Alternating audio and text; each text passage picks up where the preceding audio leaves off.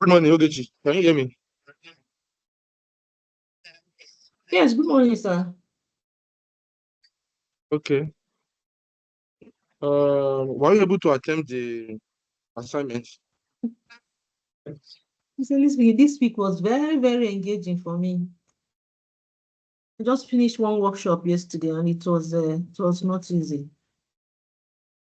I didn't even look at it at all, to be sincere. Okay. The office was fully engaged, so we have two programs going on at the same time, so I had no time at all. Okay.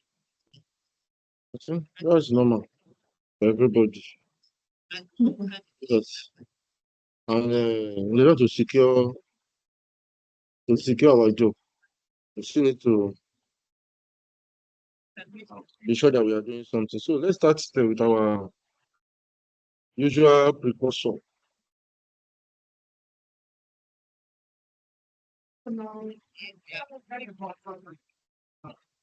Let me share my screen.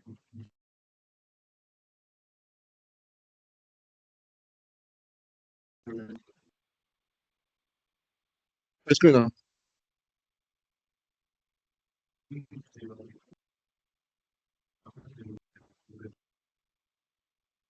Can you see my screen? Yes, I can see the screen, yes. Is the sound okay? Yeah, it's okay. It's on now. Hello, and welcome to this next topic explainer video for Strategic Business Leader, and this one is on internal control systems. My name is Ashim Kumar and I'm an ACCA expert SBL tutor, so welcome. Now, as always, I just want to set expectations. This is not a full teaching video, nor is it a full question debrief video. The aim of this series of recordings is to basically put each of these topics that we address in the context of the much bigger SBL syllabus.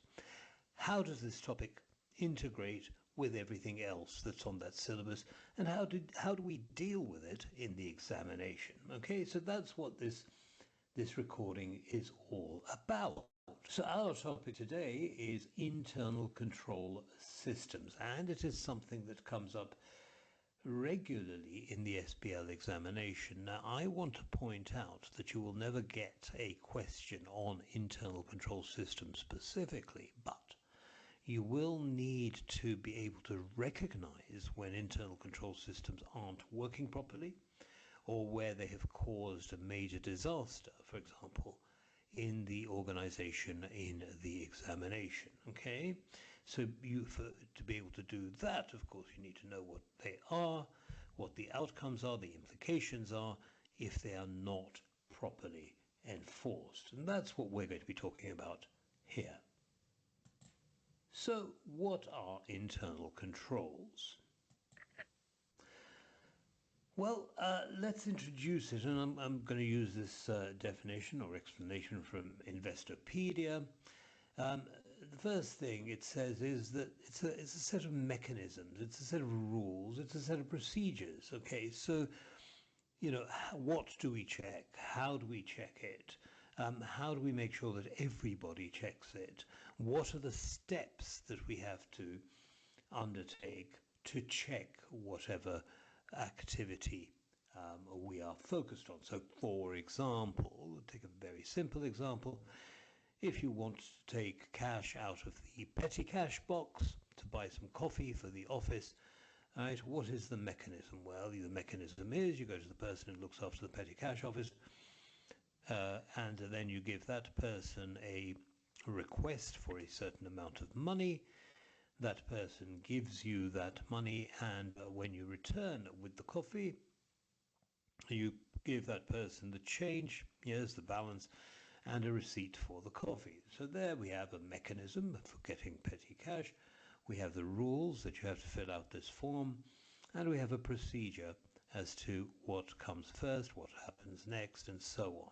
Okay, and why do we need internal controls? Well, to make sure that our information, the information that we produce both for internal and external use, is reliable, has integrity. Why? Well, because so many stakeholders rely on it. Of course, within the organization, our managers and our directors, our board of directors, want to make sure that the information they receive is reliable. But also the government, for example, our customers and suppliers will want to make sure, the banks will want to make sure that the information that they receive from us, it has integrity. And the third main reason or description of an internal control system is that it promotes accountability and prevents fraud. Okay, well, that is if it's done right. Okay, so someone is made responsible for each activity in the organization, each process in the organization, and if something goes wrong with that process, then that person needs to explain what happened. And of course, if internal controls are established properly, they do prevent fraud. Unfortunately, as we shall see later, that doesn't always work as it should. So in overall terms, what is the point of having internal control systems? Well, the first, as always, and those of you who have listened, for example, to my video on risk, will notice a commonality. As always, the aim of having effective internal controls is to make sure the company achieves, or the organization achieves, its objectives. But that reminds me, by the way, internal controls are necessary not only for companies, for profit-making organizations, but also for NGOs, for example, or for government entities. Okay, so if in the examination you are given an NGO or a government entity or what have you, a local government entity, and that doesn't mean internal controls aren't important. Okay, they're still important because those organizations have objectives also. The internal controls are there to protect the interests of your stakeholders. Who are your stakeholders? Well, all the people that I've just mentioned, your suppliers, your creditors, your debtors, okay, your customers, the government. And so immediately, as soon as we see the word stakeholders, you think, oh my goodness, who are the stakeholders? Which ones are the most important? Who are the ones that we have to make sure that we keep happy? And so on. So immediately we see an overlap between internal control systems and stakeholder analysis. We also see an overlap between internal control systems and strategy and objectives. And you shall see that there are lots of other areas in the syllabus which have an overlap with internal control systems. And thirdly, of course, it's one of the areas that legislation covers and regulations cover. And the main reason for that, of course, is to protect the interests of those stakeholders. So if, for example, you're a financial institution and you're gathering funds from individuals, then those individuals need to be protected. And the way to do that is by having strict internal control systems.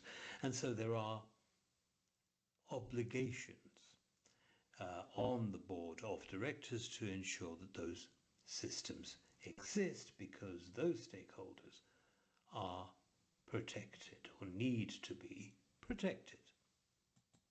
Now, as we see on this page here, there are a number of huge organizations which have actually collapsed and lost billions of dollars as a result of ineffective internal controls. And this has existed really, I mean, since the beginning of commercial enterprise, going back all the way to the 16th century, something like this, so it's nothing new. And I suppose in one way it is something that we should expect, because things happen which are very difficult to anticipate and to protect against. And as a result of that, we don't identify those risks, and therefore, because those risks have not been identified, we don't establish internal controls to monitor and mitigate those risks. So when this unexpected risk happens, then the internal controls can be said to have failed. Now, of course, that isn't always the case. Internal controls fail for many reasons, and we'll be talking about them in just a few minutes. But one of those reasons, of course, is that the people responsible for maintaining and implementing and enforcing those internal controls don't do a particularly good job. All right, for all sorts of reasons, maybe because they don't know about the controls, maybe they are doing something underhanded, deliberately, and so on. Okay, so it's a very complex area and a very subjective area, very difficult to predict what you'll need, and very difficult to ensure that internal controls are always going to be effective for those reasons. So, as I've just been saying, there are a number of reasons why internal controls fail. Training and knowledge of employees, we've already touched on that. Collusion, yes, what happens if two people in the organization both collude in order to breach the internal control and hide the fact that they have breached it. Right? So although there is a separation of duties between these two people, the separation of duties doesn't actually work, and the collusion allows the fraud or what have you to go through without being noticed. Or it might be, as I've also just said, it might be that we simply haven't assessed all the possible risks. We didn't anticipate a particular risk that we ended up facing, and as a result of that, we didn't establish internal controls against that risk. Or if we did establish those controls, they weren't very well designed, they weren't very effective, okay, which is also possible. And even though they were effective, after a while they became out of date. Why? Well, because the risk evolved. Okay, the risk was different to the one that we set up the internal control to monitor. Okay, and so because we haven't been monitoring it, the internal control has become obsolete, out of date, and as a result is ineffective. Or lack of management oversight. So managers basically say, well, we've got our internal controls in place, we've got our wonderful policy, so if the auditors come and ask, we can show this to them. Now let's move on to the real work. Well, actually, that is the real work, right? And of course, if there is a gap in the internal controls, then as always, the board of directors carries ultimate responsibility, and it would be good for them to remember that. Obsolete controls I've already touched on, so I'm not going to spend any more time, but I think you get the idea that there are lots of reasons why internal controls don't work. And so it's almost like we're constantly chasing our tail, trying to make sure that we are fully protected against breaches which could lead to the collapse of our organization. Speaking of the outcomes of ineffective controls, well, damage to reputation, of course. If all your customers lose their money as a result of a failure in your internal controls, well, they're not going to like you very much, and they're going to let everybody know that you're not very good at this. Your performance as an entity won't be effective, or is unlikely to be effective. Why? Because no one is watching the assets, no one is watching the money, for example, how it's being used. Are we spending too much on something, on our supplies, for example, or on our training, or what have you? Also, if we have ineffective internal controls, what happens, and if you watch the video on risk and risk management, you'll know all about risk appetite. What happens is that the internal controls don't keep the risk levels down to the level of risk appetite that the board of directors and other stakeholders have identified.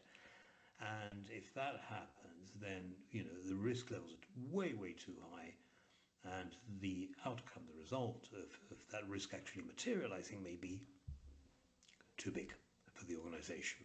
Or our mitigation hasn't been done properly. Yes, the controls aren't effective. Also, we don't meet our objectives. Remember, we said that was our fundamental requirement for internal controls. And as always, stakeholders are unhappy. But something that hits us directly in the pocket is, as I've already said, there are legal and regulatory controls and obligations on the board of directors of organizations, and if those regulations are not met, then of course the board of directors will be held personally liable. And the thing is, it's a strict liability criminal offence, which means that the board of directors could be sent to prison, and that has happened. Okay, Bernie Madoff, when you can read about Bernie Madoff, was sentenced to 150 years in prison. Although that was fraud, but nonetheless, it shows you how seriously the government takes internal control systems, fraud, and so on. So, knowing everything that we do, how do we go about developing an internal control system? Well, there are lots and lots of moving parts with this. All right, and so, we need to kind of, for each circumstance, for each situation, we need to establish a framework for our internal control systems, make sure they're effective and make sure they're constantly up to date. So first of all, we need to understand that the internal control system is an integral part of the risk management process. Okay, it goes with risk management, it goes with risk appetite, it goes with setting up risk mitigation and so on. It's connected also to our legal and regulatory obligations. So we need to make sure that somebody's always watching out.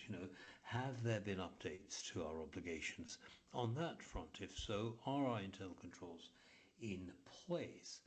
Oh, and by the way, who's responsible for who's responsible for making sure that they are all in place? Now, typically what you will find is that either the risk committee or the audit committee, and remember sometimes the audit committee will carry on the role of the risk committee, but if you're in an industry where there's very high risk, then a lot of companies will actually have a separate risk committee. So the risk committee's job is to ensure that internal controls are being monitored, they're being kept up to date, they are in line with all of our legal requirements and so on.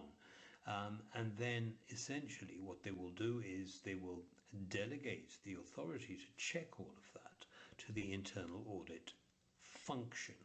Okay? Now that point links with the next one, effective internal audit and corporate governance structures. Now remember that board committees are part of our corporate governance structure. So we see here an overlap between internal control systems and governance. And we know that governance is a big area in our syllabus. And so we see the overlap here. So we see that internal controls are all over the place. They are going to impact risk management, corporate governance, stakeholders, already all these areas. Division of responsibility over key activities, so separation of duties. We've already touched on that, so we need to make sure that exists. That there are some kinds of checks on what people do. We need to make sure that there is an effective education and training program for employees, and they are kept up to date, which would include, of course, newcomers to the organization. So this might be part of their initial induction process. There would be policies that employees could refer to and so on. Now, being compliant with internal controls must be embedded into the culture of the organization. If it isn't, then people will simply not apply those controls. It won't be the way they normally behave. And if that's the case, then the risk of a breach of those controls increases dramatically. Now, as always, COSO's enterprise risk management model is a framework for managing risk, and also talks about, provides, if you like, a framework for the areas that you would look at when implementing or when creating your internal controls and making sure that they are effective. Now, just again, reminder that in the examination you'll not be expected to reproduce the risk management, the COSO's ERM. All right. On the other hand, you will perhaps find it useful to mention that this thing exists and it can be used to establish internal control systems, okay, to focus your attention on the areas that need effective internal controls, okay? So review the COSO's ERM, but don't spend ages and ages learning it off by heart. So what do we need to know to understand internal controls, okay, in SBL? First of all, understand why we need them, okay? We need them, of course, to monitor our risk and to meet our obligations and to protect our stakeholders.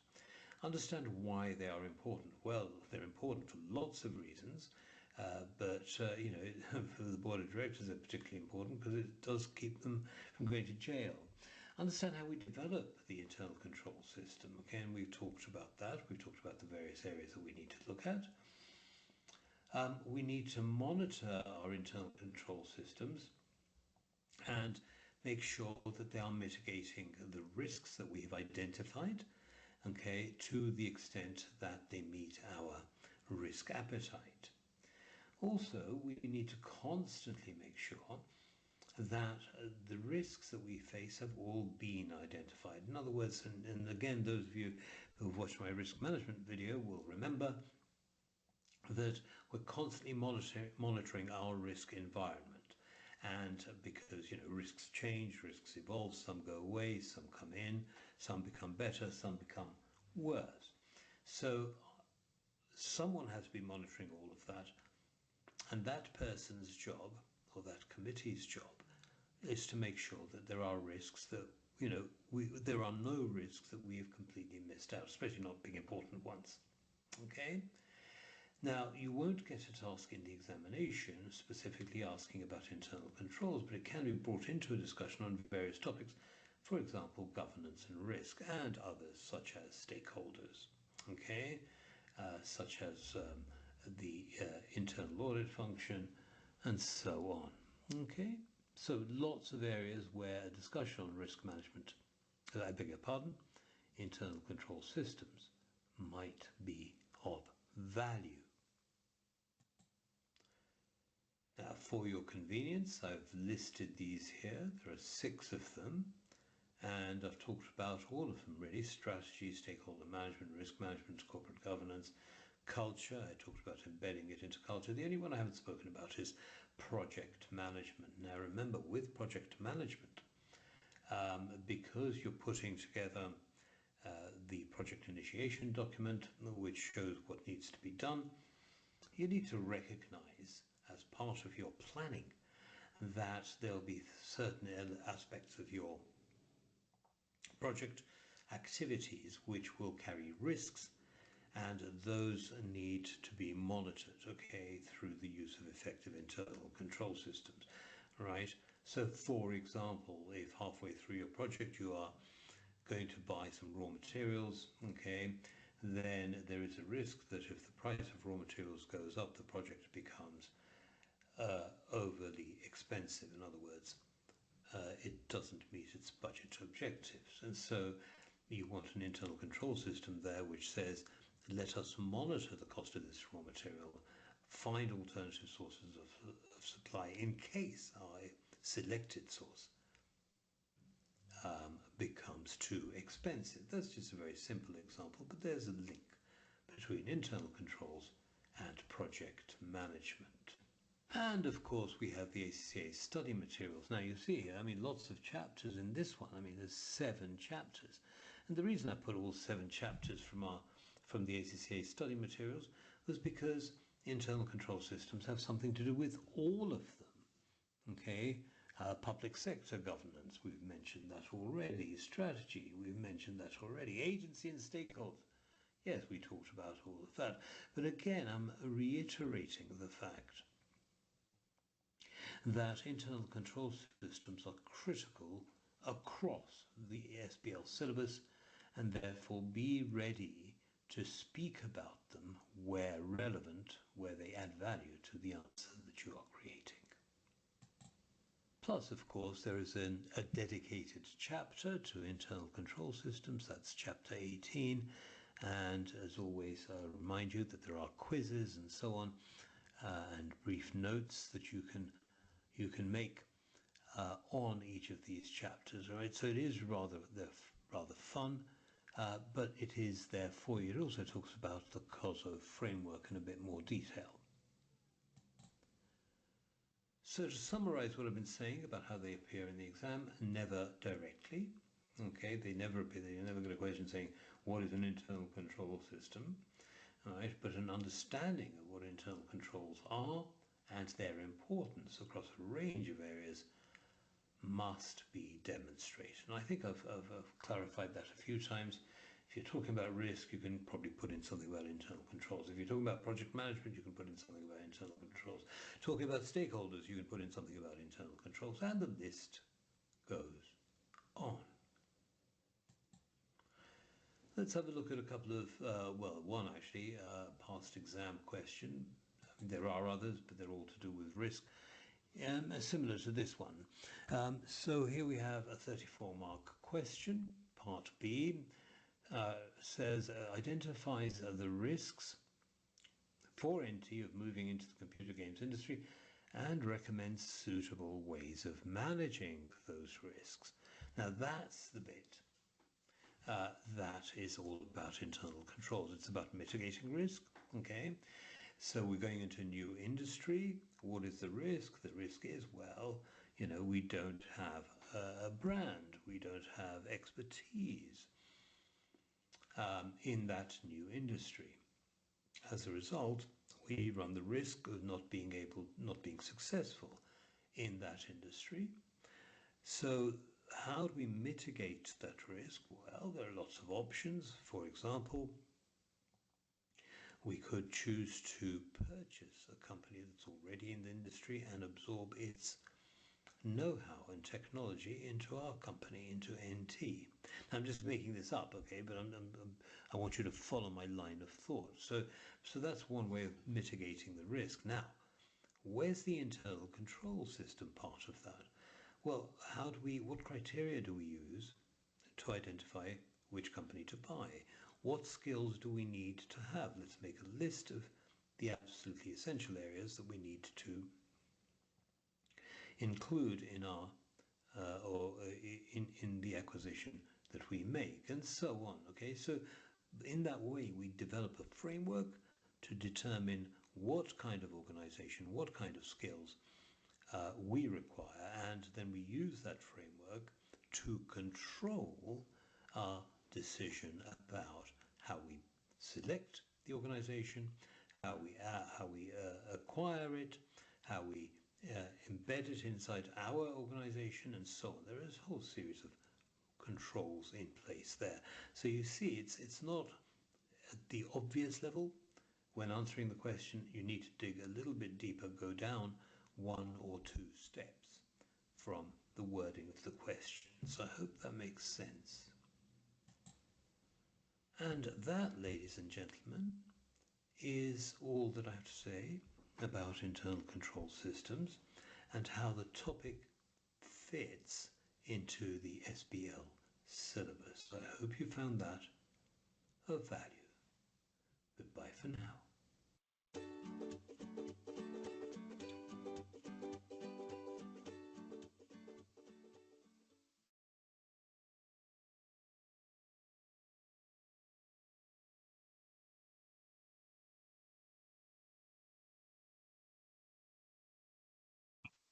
Okay, Ogechi, what can you pick from the video?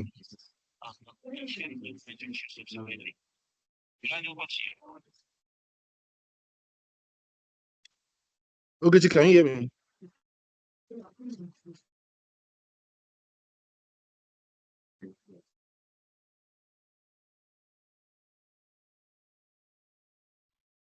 Hello?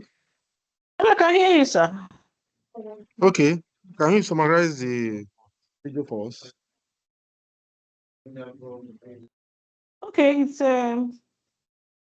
it's about internal control system in an organization.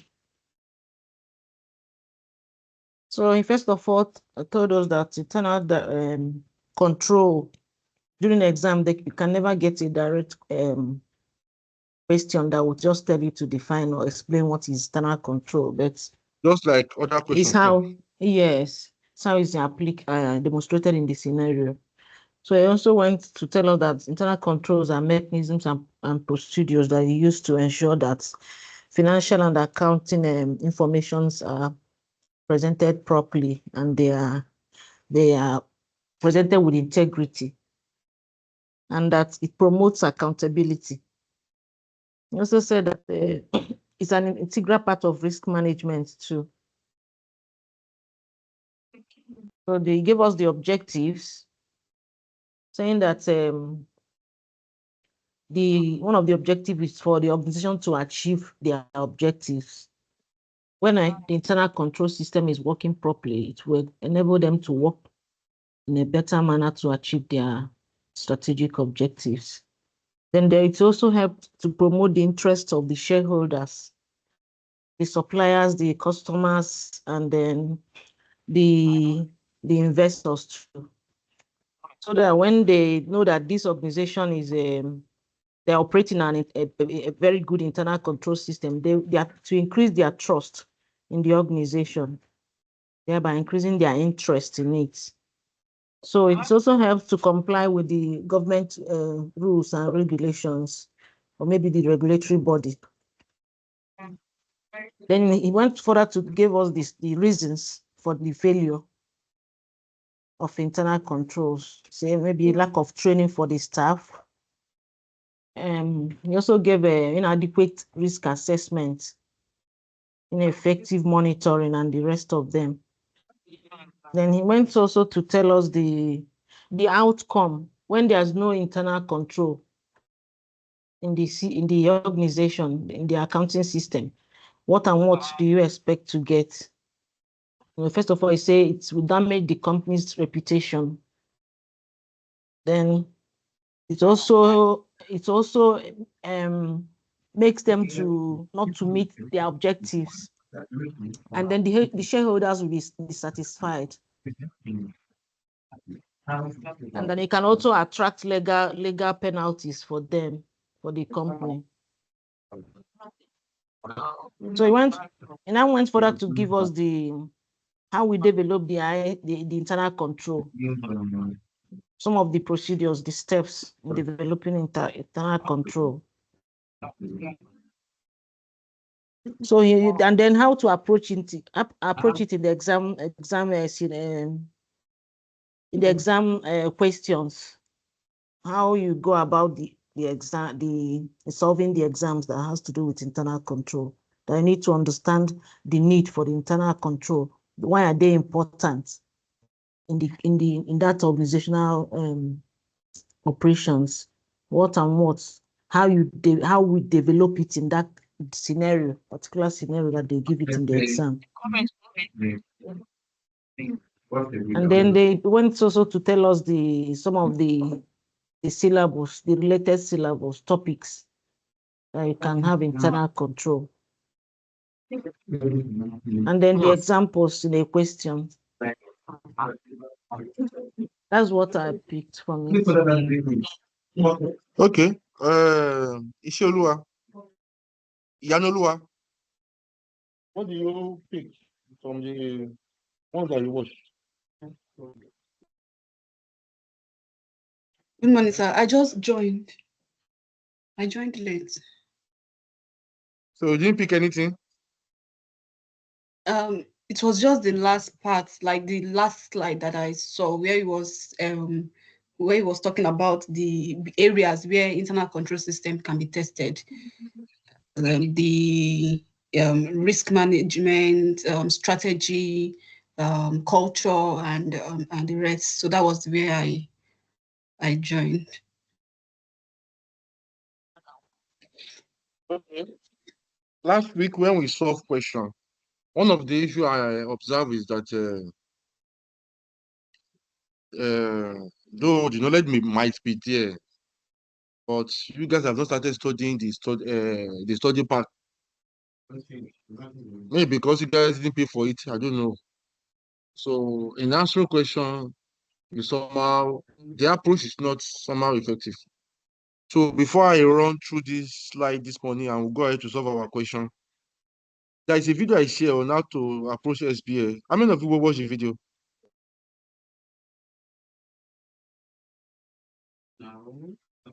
I guess none. So before I run through this slide, I think it's better.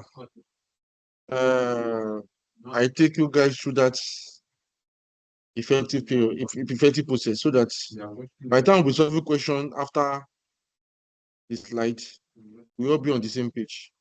Solution, etc. I mean, realignment, as I said, you should know that it won't require a change in business. Can you hear me? But a Yes, sir. transformation will necessarily You be one that will help us to solve paradigms. You provide what do you call Changes it? that are characterized by realignment. Sorry, the video is jamming. You will help us with the summary. So please don't go away. All right. You help us with the summary after this, because it will help us here greatly. Like it's not only this center that I take students. I take all some other centers too. So I'm able to like judge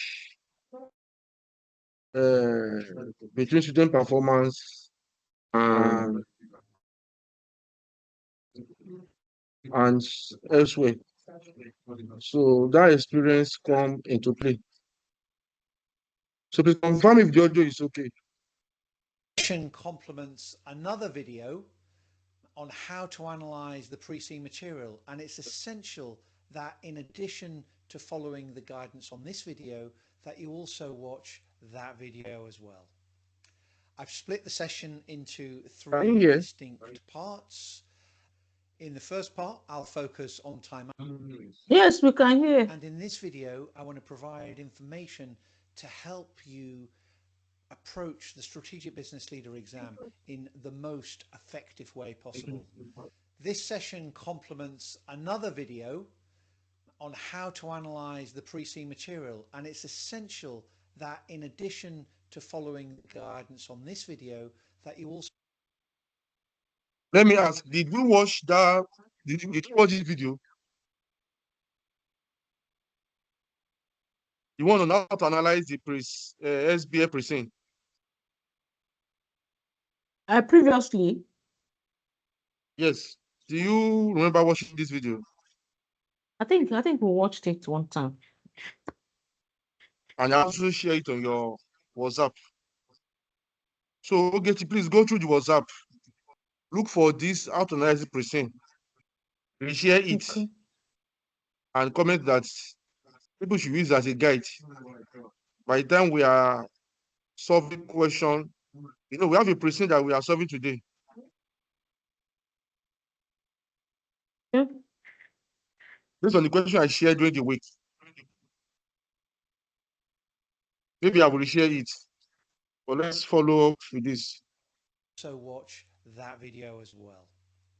I've split the session into three distinct parts. In the first part, I'll focus on time management, and I'll demonstrate through some simple to understand visuals how it's really very easy to fail your exam if you're not disciplined in your time management. I'll then show you how to develop a simple time budget to ensure that the answers you write align with the time that's available. Then in the second part of this session, I'll explain how to effectively read the exhibits and requirements using simple and easy to remember approach that works every time. Following that, I'll talk about explaining how to consolidate your effective time management and careful reading and planning to complete each task in your exam. Yeah, and I'm going to demonstrate all of this using the September 2023 examination paper. So let's talk about time management and why it's really important. Since September 2023, the SBL exam has consisted of 3 tasks, and the marks in the September 2023 exam were split like I show here. And it's your job to try and get more than 50% in the overall exam so that you meet the required pass standard. It's also quite interesting to note that when we're answering exam questions, it's often the first 50% of the marks that are the easiest to achieve. Yeah. So the latter 50 are more difficult, and this is demonstrated in the following diagram. So rather than you starting and finishing with what I would describe as maybe the same mark per minute, what tends to happen is that your score at the beginning of your answer is higher than it is at the end.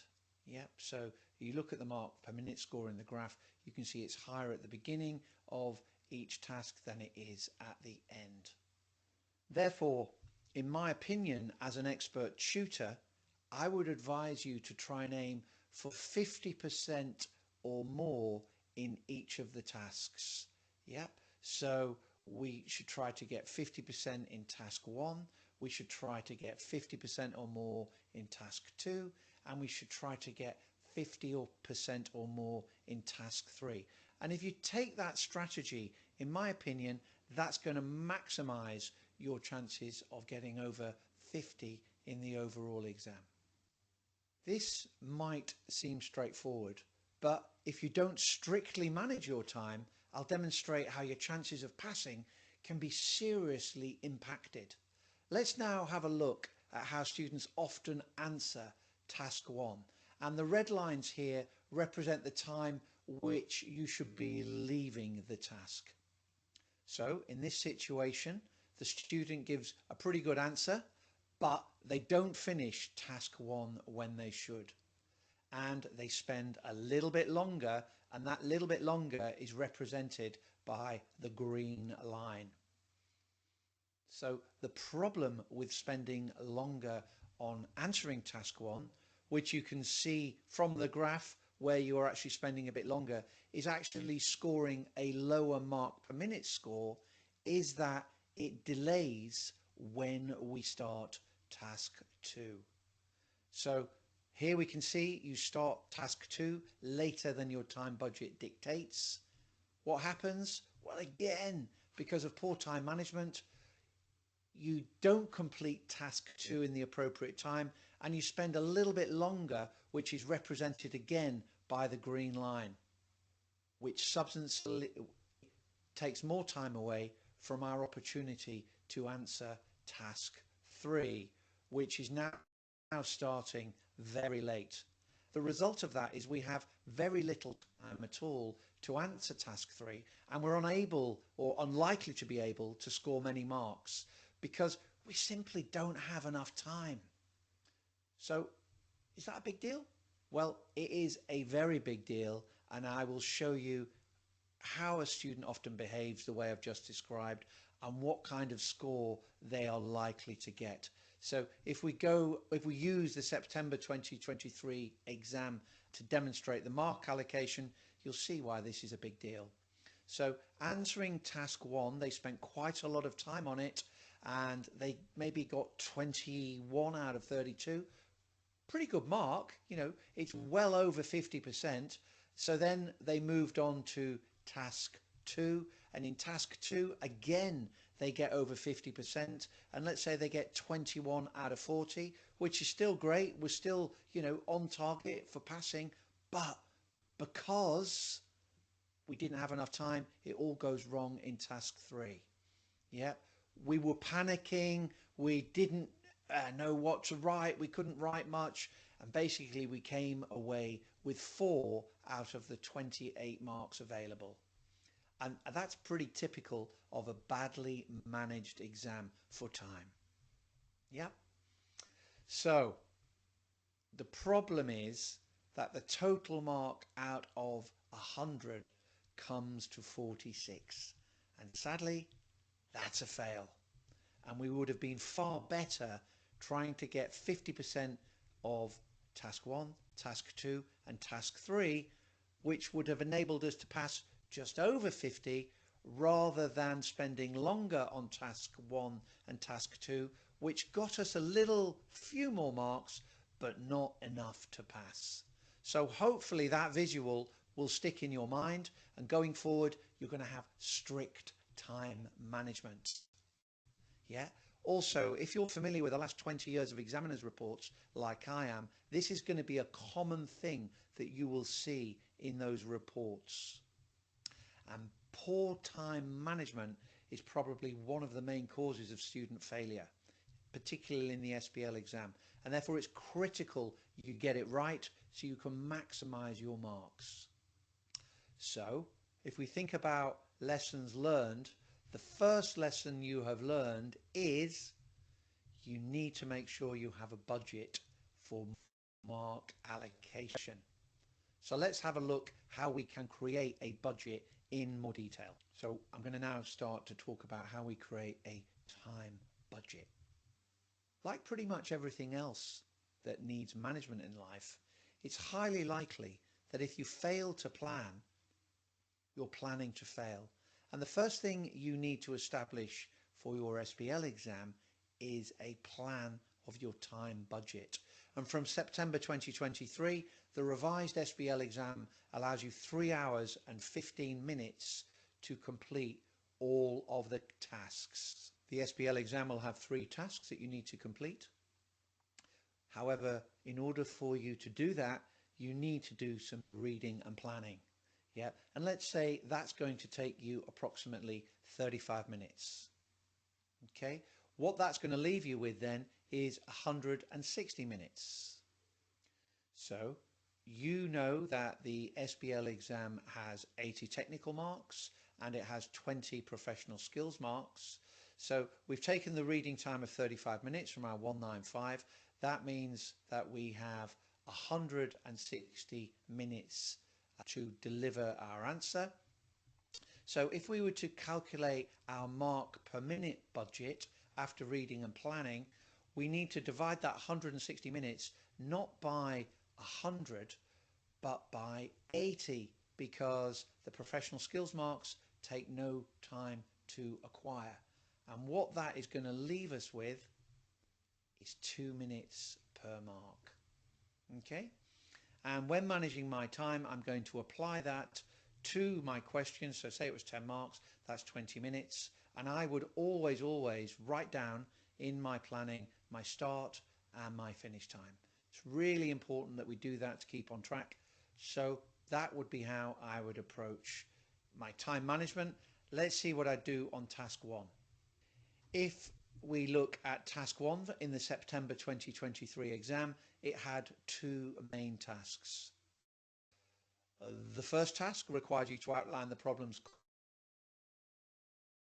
leadership style and the impact the current CEO leadership style has had on Courgettes' culture.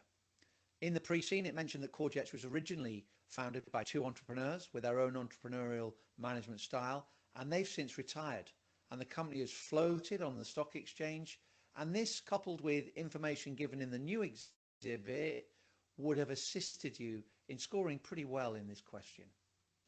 The second part of task 1 asks you to prepare presentational slides explaining the role of Courgettes' NEDs and the importance of having a diverse board.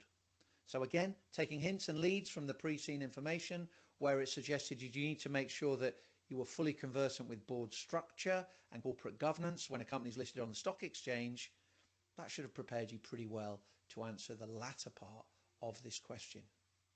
So your timing budget for task 1 would have been 12 marks times 2, 24 minutes. Yep.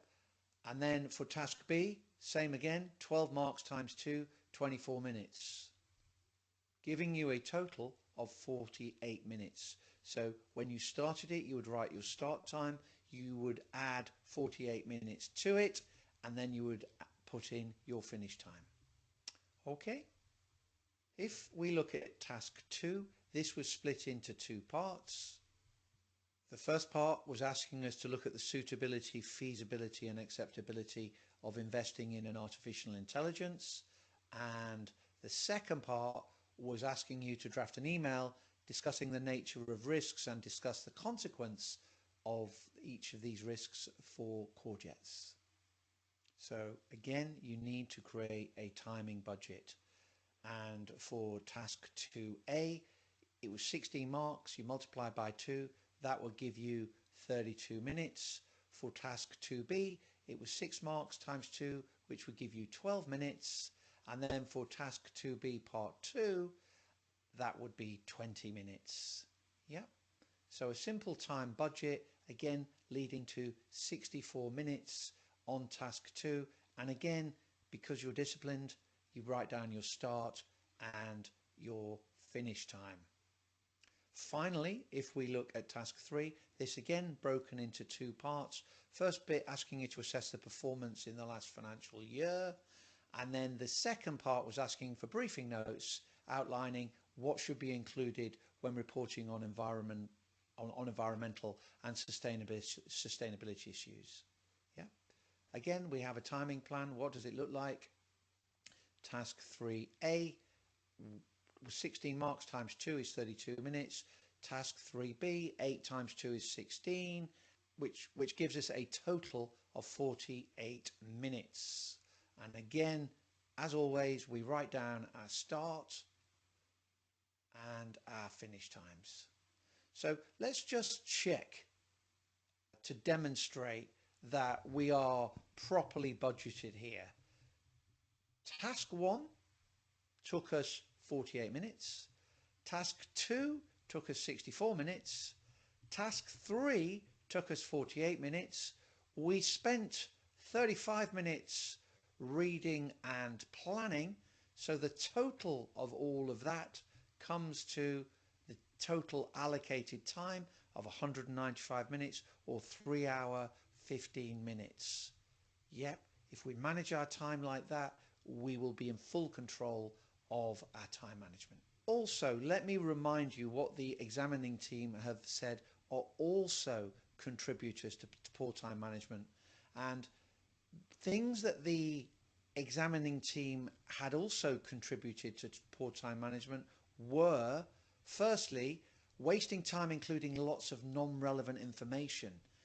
For example, in the question on risk, in task 2, many students went into quite a lot of depth explaining the TARA framework. They got no marks. Yeah, they got no marks, and it took time away from answering other tasks. What else? It was also evident that some students were writing very elaborate and lengthy plans, and they took quite a lot of time to do, and really there's no real marks in that. So my advice would be professional, but keep it fairly simple. And then finally, people were repeating their points. The marker marks each task many times and know it inside out, and are very easily able to spot repetition. Again, it's wasting time. Okay, I just want to make one final point, that you may take a little bit longer or a little bit less in reading and planning. And in order for you to understand how long it actually takes you, you should be practicing mock exams on the ACCA CPE platform. Yep, and that might cause you to adjust your mark per minute a little bit lower or a little bit higher. Yep, so having now talked about time management, let's think of how we can effectively read and plan in the SBL exam. But remember, when reading and planning, we should think of our exam as a project management exercise in mark acquisition. Yep, so we have structure. Yeah, we've just explained the structure to timing. I'm going to now explain reading and planning. So to remind you, on the day of the exam, what are you going to get? Well, you're going to get a fresh copy of the pre-seen material, which you will have familiarized yourself with already. You're going to be given some additional and fresh exhibits, and you're going to be given 3 tasks which you are required to answer. And the first thing I want to talk about is the order in which we approach the material. And I would recommend that you deal with the information in the following way. All requirements in the SBL exam are compulsory, and I would advise that you answer tasks in the order which they are given. Yeah. So the first thing I'm going to do is briefly review the tasks, because if you just read the exhibits with no context, they're not going to mean much to you. So the first thing I'd recommend you do is briefly read each of the tasks, because if you just read the exhibits with no context, they won't mean much to you. Following your review of the tasks, then you want to review each of the exhibits and try and link them to which you think is the most relevant task.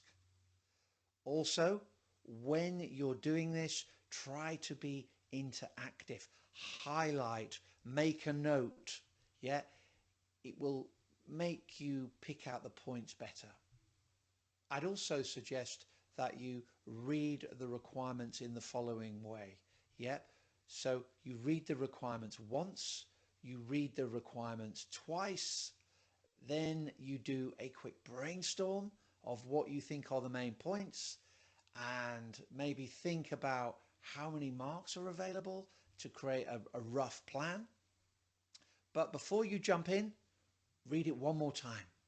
Read it one more time, because the first 2 requirements, sometimes in an exam, we get tunnel vision and we see questions we want to see, not the ones that are actually asked. So having gone through read one, read twice, do our plan, we stepped out, then we step back in and read it again, and hopefully that will stop you having tunnel vision and be a bit more objective to make sure your plan is on the right track. So that's important that you do that, in my opinion. So now we've got a rough plan, we need to expand it. And I would say it's really useful on each of the tasks to ask the following questions. You want to be asking, what is your role? What is the format required? Who is the audience to which you are presenting? What's the verb saying?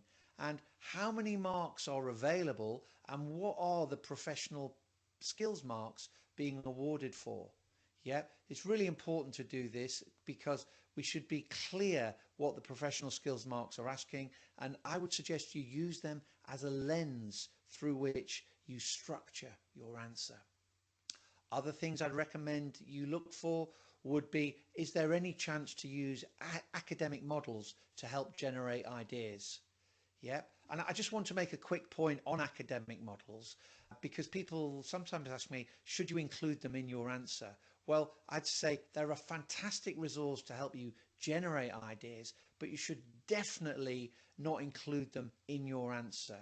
Yeah, please do not include in your answer. It is not professional, and it's not how you do things in the workplace. And remember, your SBL exam is a practical workplace based exam, and if you talked about Porter's 5 forces or the like in the workplace, people would think of you as a bit weird. So just to kind of, reiterate that point, academic models are a great way to generate ideas and structure arguments, but you don't reveal them in your answers. Okay, other things I would think about when planning, I would think about how many marks are needed. Do my points give enough marks? Yeah, always be thinking about that. It is about mark acquisition. I'm also going to be thinking about using subheadings. I'm going to be thinking about maybe white space. Yeah, just helps the marker navigate between the points you are making, and also differentiates your points. And I'd also say, be careful when presenting your answer to not waste a lot of time on over elaborate layout, making amazing fonts and subheadings and multiple conclusions, because there's probably not time and there's probably not a lot of marks for that. So just watch out for that. So having given you all of this advice, let's put this advice into practice and use it to create some high mark scoring answers and apply it to the tasks which we were asked in the September 2023 exam. To quickly remind you, task 1, 2 tasks, and the first task required you to outline the problems caused by the previous leadership style and the impact the current CEO's leadership style had on culture. And then the second part asks you to prepare presentational slides explaining the role of Courgette's NEDs and the importance of a diverse board. So let's have a look at a plan for 1A. The first thing we're going to think about is our role. We're a senior business analyst. The format is briefing notes and the audience is a chief people officer. Yeah. We think about the verb. It was about culture and impact, and it was mark allocation of 12 marks, and professional skills marks were for commercial acumen. Okay, so we've got that clear. So if we just go back to the first three, the role that we had in the September exam was common to all tasks. Briefing notes were required, and I'd just say acknowledge the request for briefing notes. And what would it look like? It's going to look something like this. Yeah, title briefing notes to the chief people officer from the business analyst, put today's date and just a quick subject. Yeah, that's all that you would need in terms of format and style. The verb was about outline and the impact. Mark allocations 12 and commercial acumen are the professional skills marks. Okay. So in planning our delivery, we need to be thinking about splitting our answer, maybe 50-50, half talking about the previous leadership style and the other half talking about the current leadership style. Yep. So there was 12 marks. So thinking 50-50, we're probably thinking 50% 6 for that. And we are also going to make sure our answer is acknowledging the request for commercial acumen. Thinking about how we might generate ideas. We've got some information in the case, but Exhibit 1 gave us quite a lot of information. Another catalyst that might help you is on culture, the cultural web. Yep. And it just might give you a little bit more than you might get from just reading the scenario. Yeah, but as I said, we don't reveal our sources, but it could be useful in getting some ideas and also make sure that we talk about it in context. And we also are very, very aware when planning that we have to demonstrate an emphasis on commercial acumen. Okay, so as well as the cultural web, we did have quite a lot of information from Exhibit 1. It talked about the style. The key point I want to make when looking at Exhibit 1 though is it's about interpreting and explaining in your own words, and there are no marks. We're just quoting and copying directly from the exhibit. Yeah, no marks for that. So please, the ACCA use a term that's called synthesis, and so we're actually putting our own spin, and whilst putting our own spin we are getting across that we're thinking in as someone with commercial acumen. Yep. So I've done that. I'd give a quick time check, always checking my time to make sure I'm on budget. And then I move on to the second part of task 1, where we were asked to prepare slides and accompanying notes and explain the role of NEDs and the importance of having a diverse board. So how am I going to plan for this one? Well, what am I going to start with? I'm going to start with how I always start: my role, the format, the audience, the verb, the mark allocation, and the professional skills. Always do that. So just reminding myself about the first three. In terms of the role was the same throughout the exam, but the format here was about slides. And if you're not aware of slide functionality on the ACCA CBE platform, please become familiar. Yep, it's really important to do that. Get onto the ACCA CBE platform, see what slides look like. And here we were talking again to the Chief People Officer. In terms of using slides, remember the marks are going to be scored in the comments, yep, or the notes. So you do a bullet point and then your notes, your comments related to the bullet point is where you score the marks. And just make sure that the bullet point you make on the slide is linked to the note. So the subheading in the note is the same as the bullet point, and you expand that, and that's where you get the marks. Okay. So in terms of planning this, explain and assess, we need to explain and assess. There's 12 marks. So we, again, splitting our answer to each of the requirements about half and half, about 6 marks each. Yep. However, if you do not present in a slide format, because the professional skills marks are here for communication skills, you're in danger of losing all of them. Also, you need to make sure the notes that you give on the slide are reflective of the marking scheme. So if we're going for about 6 marks, we need, well, a maximum of 6 marks and no more, and the same on the importance of a diverse board. Is there any catalyst for ideas here? Well, I think it's a fairly standard set of information to answer this question that you would have acquired from your studies. However, we're not just regurgitating our textbook on the role of NEDs, and we need to make sure that we tailor our answer in the context of core jets. And similarly with the importance of diverse boards, really important that you make sure you are wording your answer in the context of the case. So again, don't forget a quick time check, and then we move on to task 2. So this was split into 2 parts, and it asks you to prepare a report assessing the suitability, feasibility of a proposal to invest in artificial intelligence, and professional skills were awarded for skepticism. Yeah. Interesting to note on this question that there wasn't really anything in the pre-seen information on artificial intelligence, and it was just given on the day of the exam. So that shows that SBL will still require you to think on your feet using information provided on the exam day. So let's have a go at planning. So in terms of plan, what's my role? What's the format? Who's the audience? What's the verb? How many marks?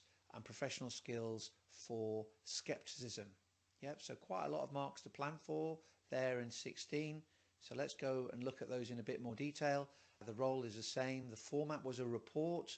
And with regards to the format of a report, any reasonable professional approach to writing a report will be fine. And we're talking to the CFO, and a report looking like this, maybe do a conclusion, maybe an introduction as well. That would be fine. And again, be careful not to be over elaborate, wasting time. In terms of considering the verb, it's about we have to assess suitability, feasibility and acceptability, and we need to get 16 marks, and we need to show skepticism. Okay, so how am I going to plan that? Well, to ensure I get 16 marks, I'd suggest you try and get a balance maybe between your suitability, feasibility and acceptability, although the marking scheme will be quite flexible. Go for about a third, a third, a third, roughly. So 16 marks, what are we going to do? We are trying to get a balance. Is there a catalyst for ideas? Well, hopefully there is.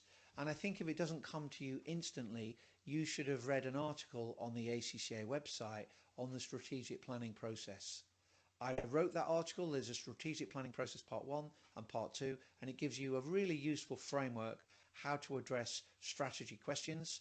And in that article, if you look at it, I'll just summarize it. When I'm looking at suitability, I'm thinking about, does it complement the SWOT? Does it build on our strengths? Does it minimize exposure to our weaknesses? Does it seize opportunities? Does it avoid any threats? All of this in the context of core jets. And then when I think about, well, is what's on the table feasible? I think about the 6 M's. I think about M for money. Are there any financial issues? I think about manpower. Do they have the skills? Do they have the staff? Think about materials. Do they have the resources needed? Can we get access to those materials? Machinery in the context of core jets is probably related to aircraft. So, do they have them in terms of the market? Is there capacity within the market? And then makeup, I'm thinking about cultural issues and structural issues. Yep, so quite a lot to get there. And then when I'm thinking about acceptability, I'm thinking about to whom does it have to be acceptable, and that will be the key stakeholders. So I'm going to be looking at Mendelow's matrix. I'm going to be looking at the key players, but we don't just regurgitate this. We put it in the context of Courgettes. Yep. And all of our argument is going to be filtered through skepticism. And when we act in a skeptical manner, we don't take things at face value. We question the rationale behind some of the assumptions, and really important to make sure we do that. That's what we need to do. So as a quick summary, when we have an evaluation to do, is it feasible? Is it suitable? Is it acceptable? All wrapped up in skepticism, delivered to get at least over half of those 16 marks, and hopefully a little bit more. Okay. In the second part, I asked you to draft an email discussing the nature of Courgettes' risk and assess the consequences of each of these risks to Courgettes. If you read the pre-scene, which I'm sure you did, you would have paid attention to the risks in the context of the airline industry, and as a result, your ability to deal with this would have been massively improved. So again, if you are not that comfortable with how to deal with the pre-scene, watch the other video I have recorded on this. So let's think about a plan. How would we plan for 2B?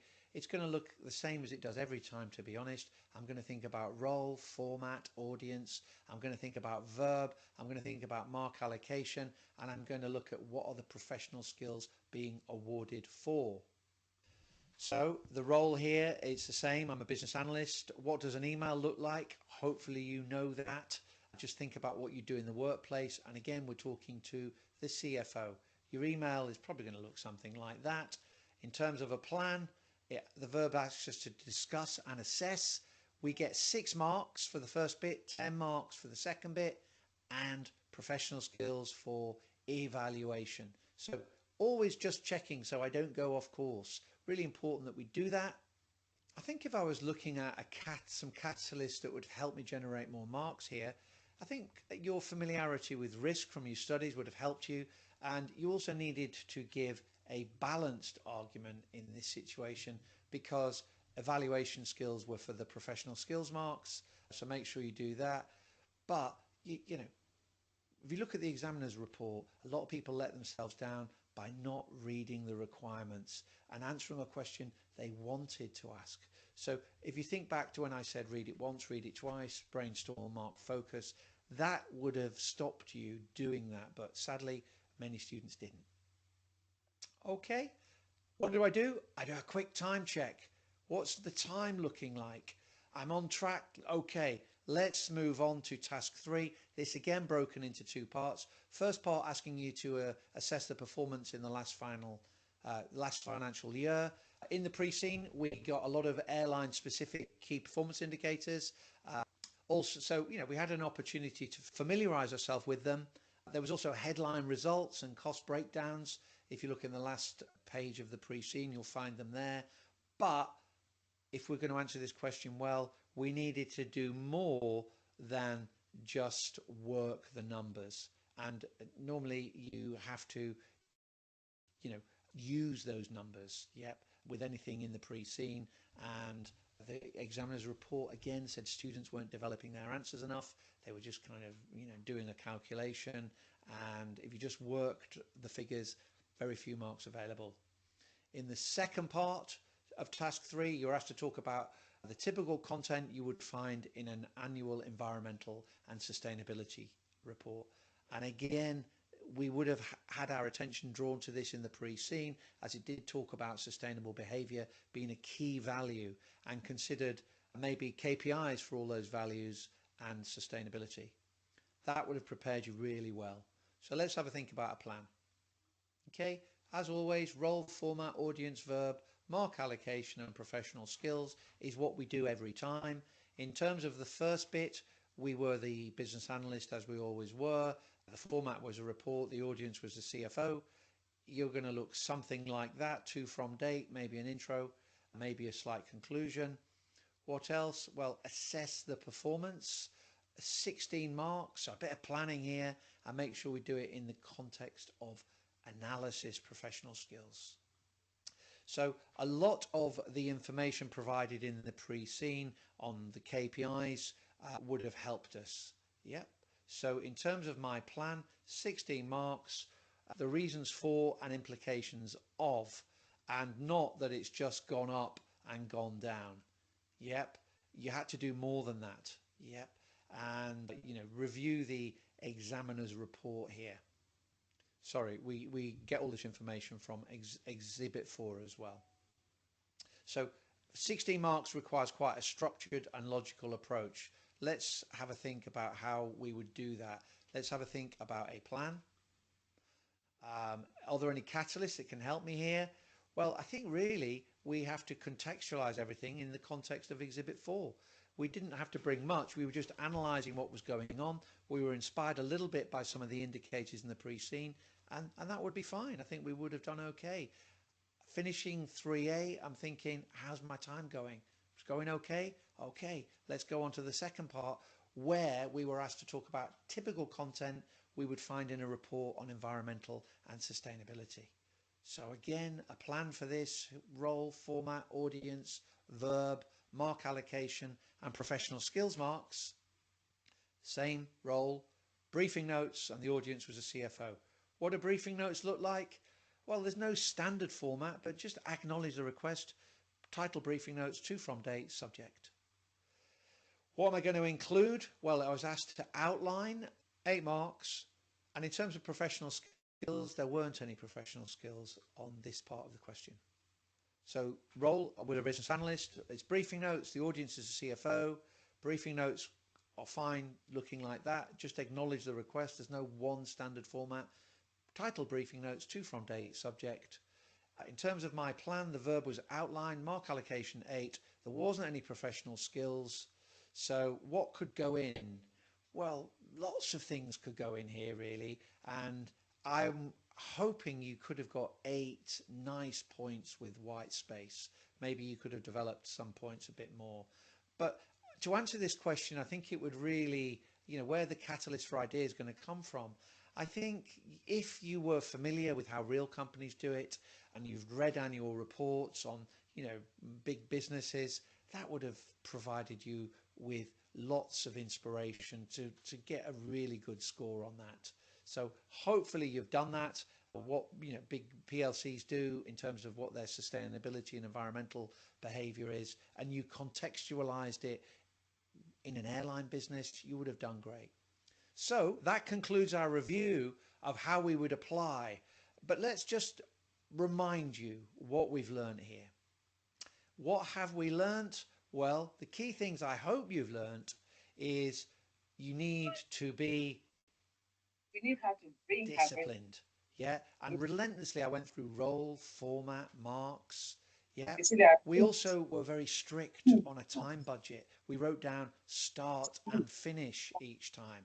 We tried to make sure that enabled us to get the first 50%. Okay, Iyadoluwa, let's start now.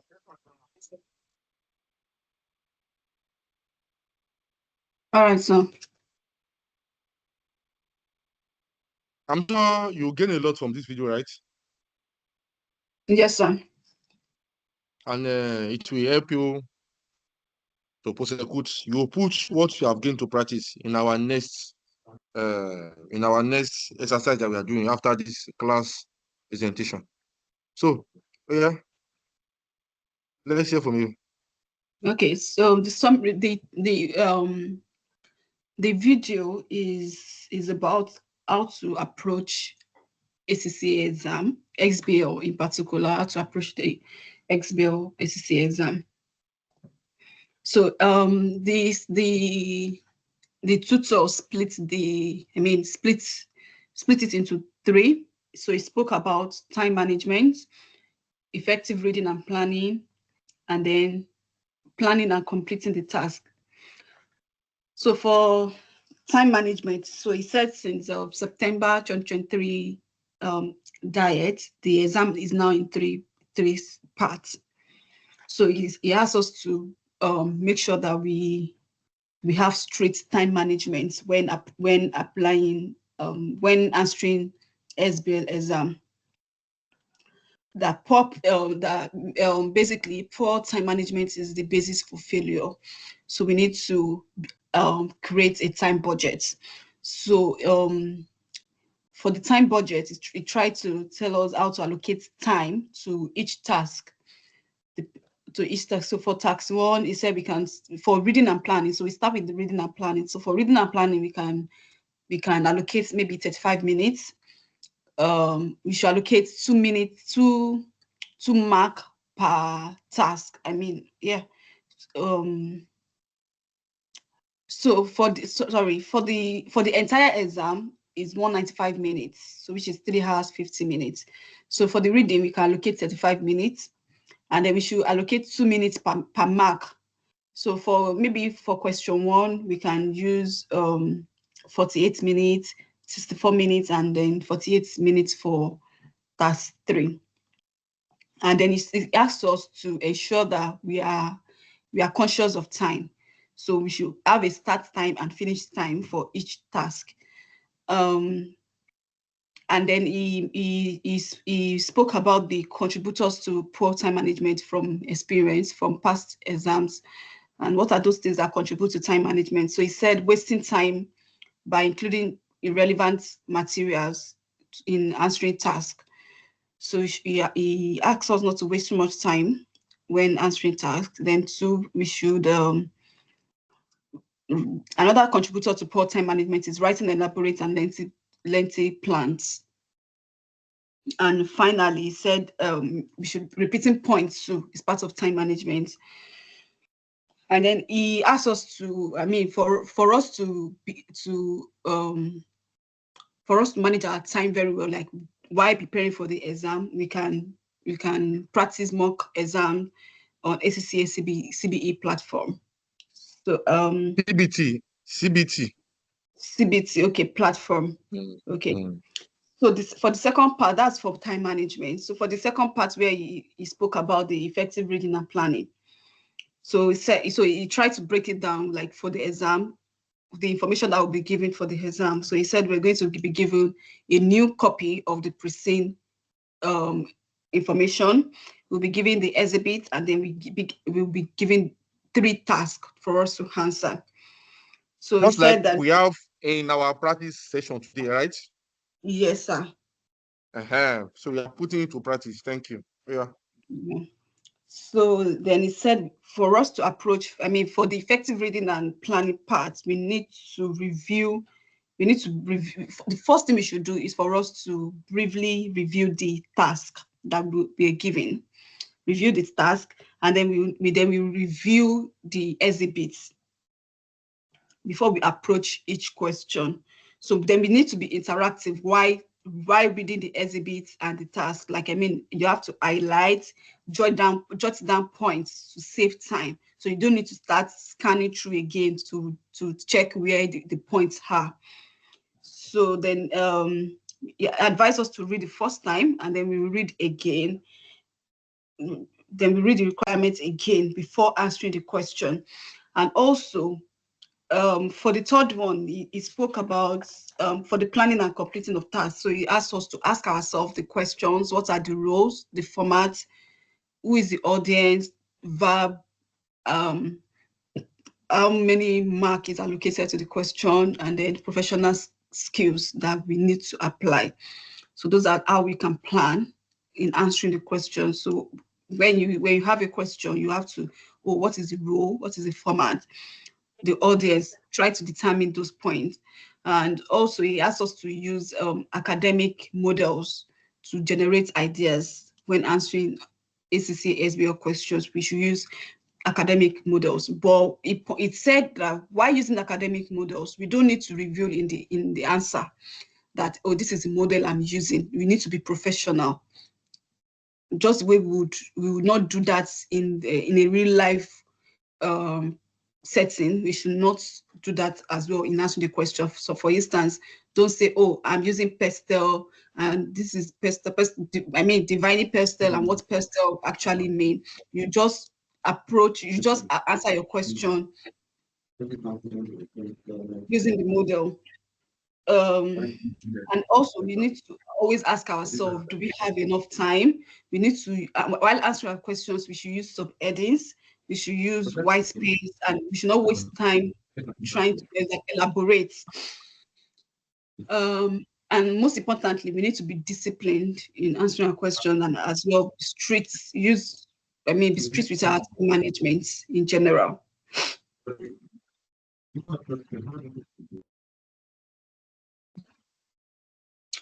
Yes, so that's one. Yeah, so Labi.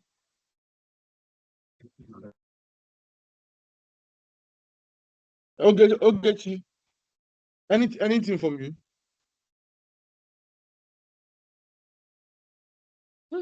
Okay, what stood out for me is just how to approach your exams. The way he told us that, first of all, you must have seen the pre-scene. Coming into the exam, you'll be given another fresh pre-scene, the exhibits, and then the questions. Then looking at the question, first of all, you have to go and read the questions, and then come back and read your exhibits. You must have mastered the case studies. Then you read the exhibits. After reading the exhibits, while reading the exhibits, you have to be highlighting points based on what you've seen as the questions, the requirements in the questions. As you're reading the exhibits, if you see something related to it, you now highlight them, taking note of them, so that when you start putting them down on your answer, it will be easier for you. Then the format of approaching the questions now. You say you have to first of all define the role. What role does the question want you to do? Then the format, is it a report? Is it a letter? Is it just just to write, whether it's a report or an email or just a letter or something like that? And then who are you addressing the question to? The verbs, the kind of verbs that is used on the question will determine what you're going to do. Were you told to do an impact, or is it an outline, or is it to assess, or is it to analyze, or to present a slide? If it's a slide, you know that you're going to, there's no mark awarded to the points. The major mark will lie on the comments and the notes you put under the slide. Then you have also your mark allocation, which she has also already pointed out, 2 minutes per mark. So that what we're going to do is, you just, when you finish answering, you do based on the number of marks attached to a question, you multiply it by 2 to know how many minutes you're going to spend on the particular question. Then after answering it, you review your time, check whether you're on point, and then see how you're going to tackle the next one. You're also going to check the allocation. If you're giving something like 6 marks, you know that 6 marks, you don't need to talk much.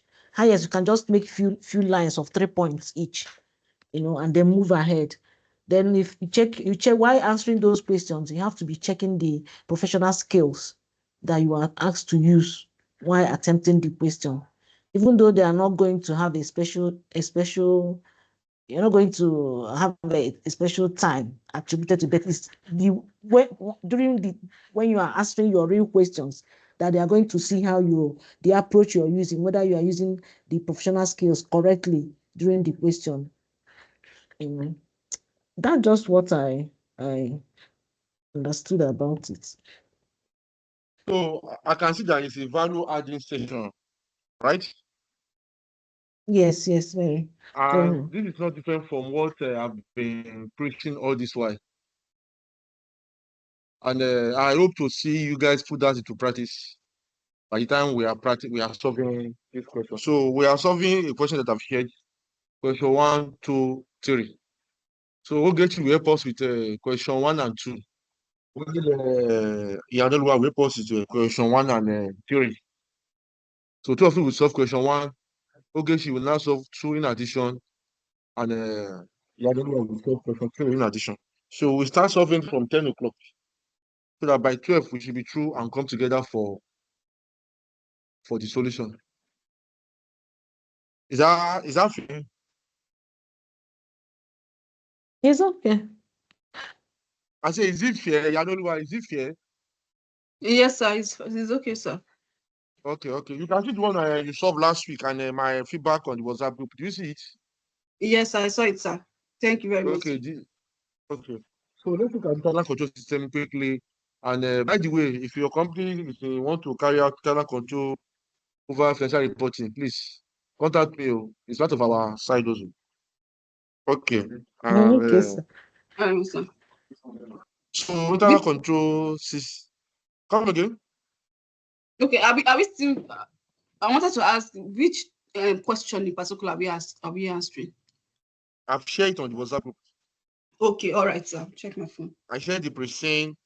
When it's 10 o'clock, I will tell us. I want to take us through one important issue here that we may come across in the question.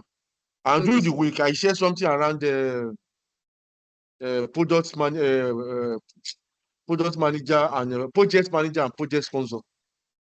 Project manager, project sponsor, the difference they are when you are doing a project, and also component of project team. So I shared that snapshot. I cut it and shared it in the WhatsApp group.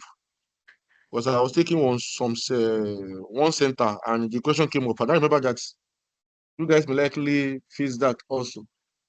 But we will get that when we are doing project, we'll get to that topic maybe by next week when we are solving project topic. Okay, so let's go through internal control system. As you can see, internal control is what is management team set up for effective functioning of the organization. Please confirm if I'm audible.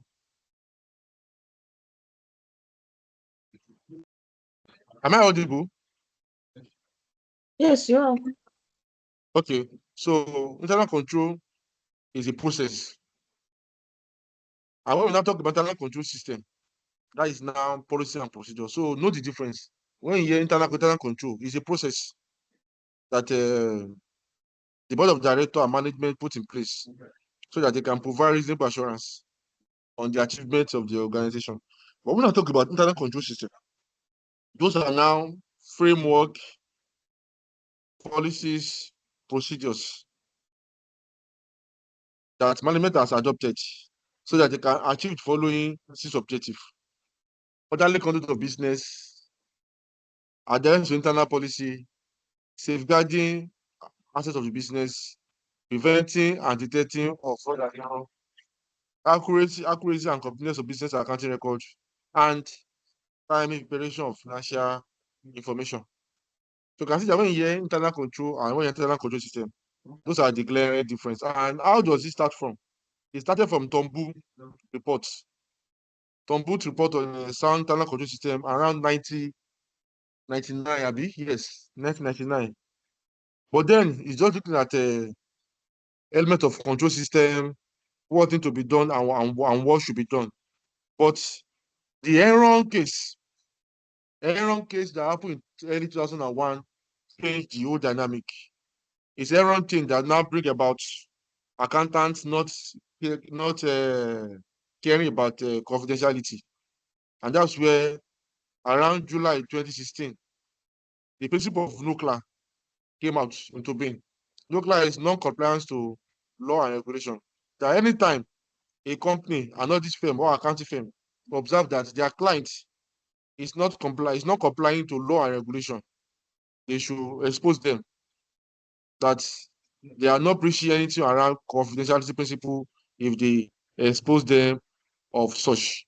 And for example, an example of non-compliance is if your client is not complying to statutory minimum wage, or if they are doing gender and age discrimination. So when you are solving an ACCA question on SBL, you saw a question that is pointing around gender or age discrimination. That is non-compliance with law and regulation, or contravention of health and safety regulation.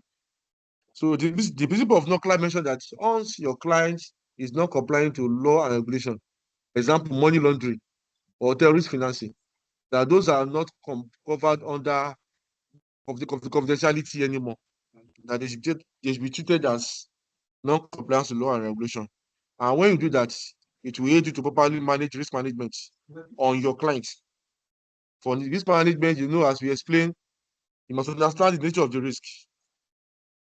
Have the risk been treated? Which risk are we accepting? Which one are we rejecting? Do we have our risk mapping that have discussed the likelihood and impact of such risk? And as such, the organization will be able to apply relevant framework that will guide their activity. We have three framework in the world. The one by COSO, the one by Tombu, and the one by OECD. But the one by COSO has gained more grants around the world. And that's the basis in which ICFR is tagged on. COSO is the committee of the sponsoring organization of the Tradeway Commission.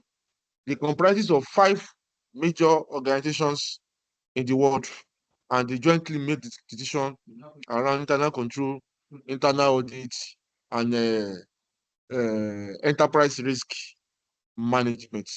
So, if you look at the screen, it talks about that organizations' activities divided into 4: strategic decision, strategic activities, operational activities, reporting, and compliance.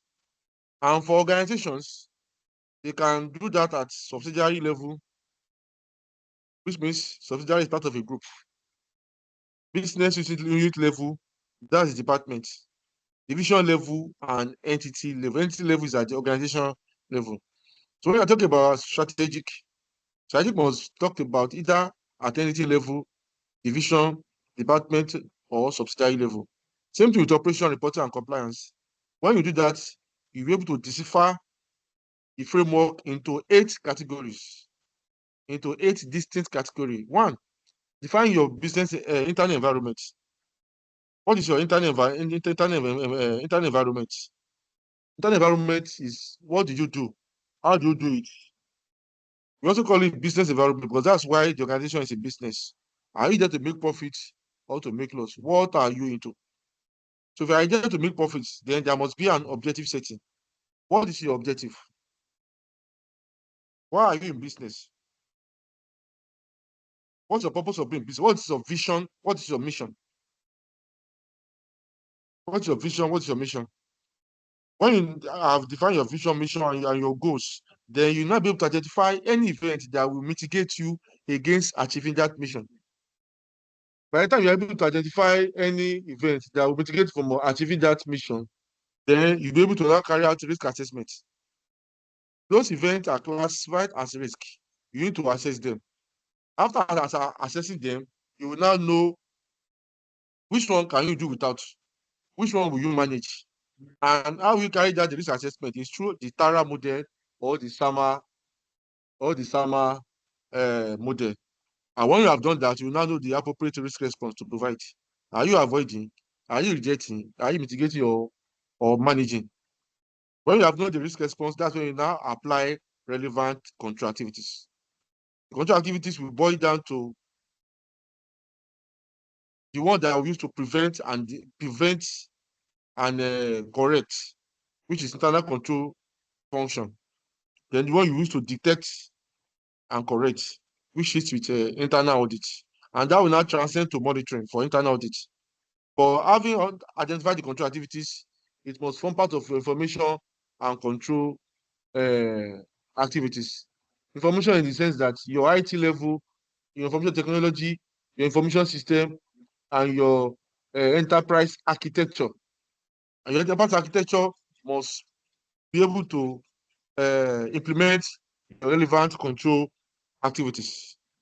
And having embedded as part of your enterprise architecture, then monitoring, which is continuous, must be done. Monitoring. And all these 8 components that I listed form major part of internal control for financial reporting that I mentioned earlier. So according to Tompu, management must be able to answer questions around objectives. Which objective are we achieving? Which operations are we carrying out? And are we complying with laws and regulation? So for risk assessment, like I mentioned, it must talk about how are we doing around internal and external operation. Financial risk, how are you covering it? Compliance risk, how are you covering it? All relevant risk, how are we managing them? Then control activities, what are we communicating to our relevant stakeholder? Remember when we did Mendel's theory, we talked about managing our stakeholders. So as part of our organizational control activities, we must determine how do we communicate to our internal and external stakeholders. And that will involve managing information, what to release and to what not to release. Some of these articles I've shared it on the WhatsApp platform for you guys to go through. Then we all know fraud and error. Fraud is intentional, while error is unintentional. But we have there is something I want you to read up. What are the fraud triangle? And we have a development on fraud triangle, fraud diamond. So please read up, download fraud triangle and fraud diamond to know the components that make up fraud triangle and fraud diamond. When you know fraud triangle and fraud diamond, you'll be able to understand how does fraud happen around payments, how does fraud happen around financial reporting, and how does fraud happen around asset and cash. If this class had to be advanced audit and assurance class, I would have dived straight into it, but you don't need that in this class. What you don't need is the basic understanding of fraud triangle and fraud diamond. So in the exam, just focus on your tone. As you can see, okay, can you read the last paragraph for us? The last paragraph, can you read it for us? Okay, it says a very significant professional weakness was a poor tone together with tactless comments. Many candidates appeared to forget that the briefing paper was to be prepared for a board of directors meeting. Many comments would, in real life, have led to the immediate termination of the consultant's contract. So when you are answering exam, please note this. And it's very, very important to know that you can score 85 in your SBL exam. 85. I've asked that scored 74 before, 76, 79. And based on what we have done in the class so far, you can see that ACCA is not for the wizard. It's for smart students like you and I. Any question?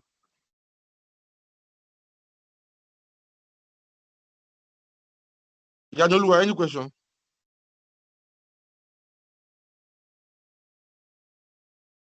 Yadoluwa, any question? Okay, any question?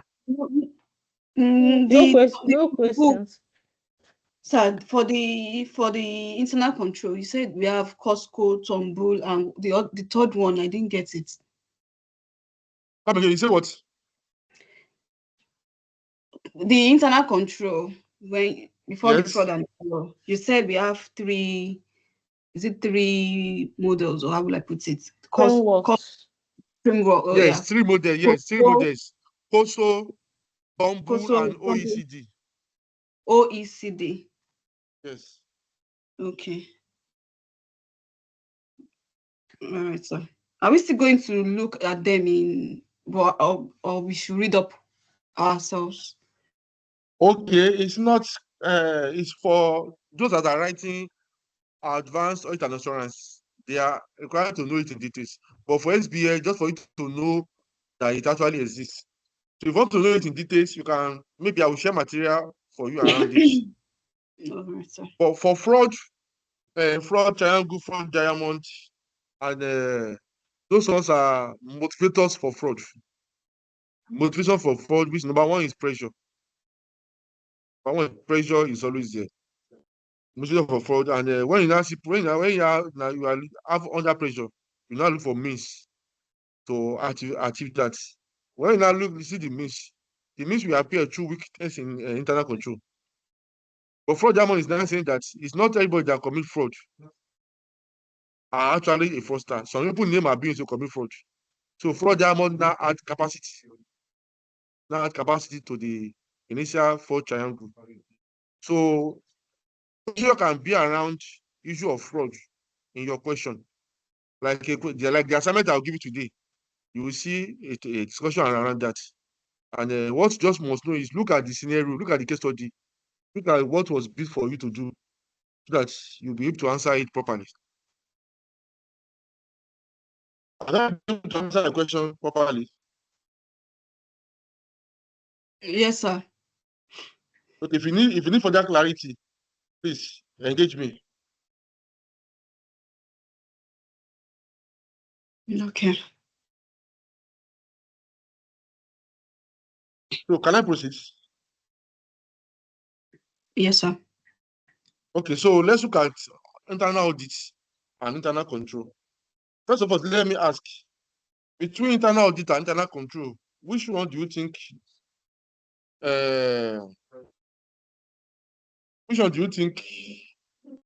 is more strong when we talk about the line of defense?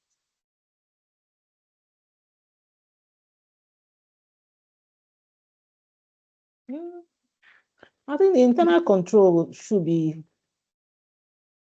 better. I don't know how to put the question. I don't know actually what you asked. I think that No, is we have better. 4 lines of defense. We have 4 lines of defense. We have 4 Okay. lines of defense. Which one is senior between internal control and internal audit in the 4 lines of defense? Internal control. I think it is internal control because the auditing is just to look and assess what the internal control if the did. control is effective, yeah. And if the crime has been committed, the impact must have been felt by the organization before the auditors finds it out. So control is better. Okay. So remember when we define internal control or internal control system? Do you remember? Do you remember how we define internal control and internal control system? So internal audit is part of internal control system for an organization. So internal control is the umbrella. And in the 4 lines of defense, internal control is first. Then through compliance, internal control is still second. Then third line of control is internal audit. While the fourth line is external audit. But in short, internal audit is also part of internal control system of an organization. That's why normally when we talk about internal control of financial reporting, it should be done by internal audit for most companies. So let's quickly look at the role of internal audit. You can see internal audit is an independent objective assurance and consulting activities that is designed to add value and improve an organization operation.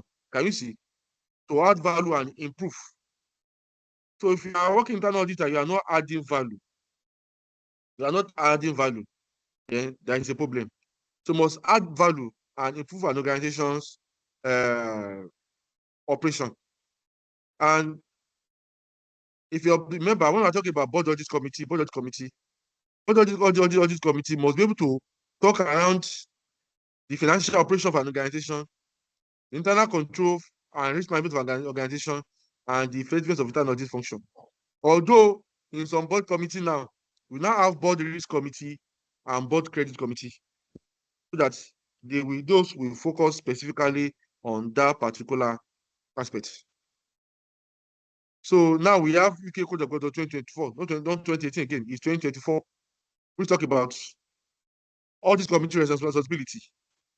But in Nigeria, it also involves finance department, internal audit, internal control, and risk management. So some companies you can see board risk and audit committee, while in some companies we just see board audit committee. So when it's board risk and audit committee, that is for internal control, internal and risk management will be part of the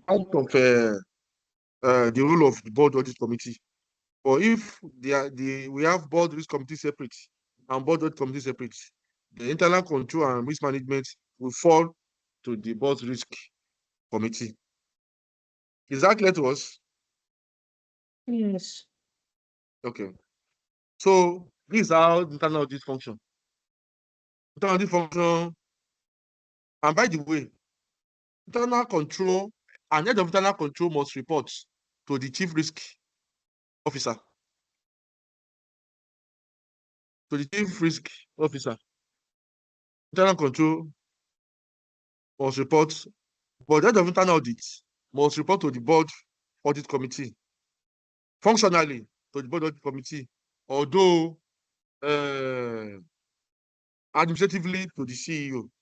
But head of internal control report functionally and administratively to the chief risk officer or executive director in charge of risk management for an organization. For internal audits, functionally to the board audit committee and administratively to the CEO. What are they doing? You know, board director have assessed the risk. They provide response to the risk. What response? Are we transferring, avoiding, accepting, or reducing? Whichever the response, there must be control around each of these response. If we are accepting, what is our risk appetite? If you are reducing, how do you reduce? Is it through joint venture or through partnership?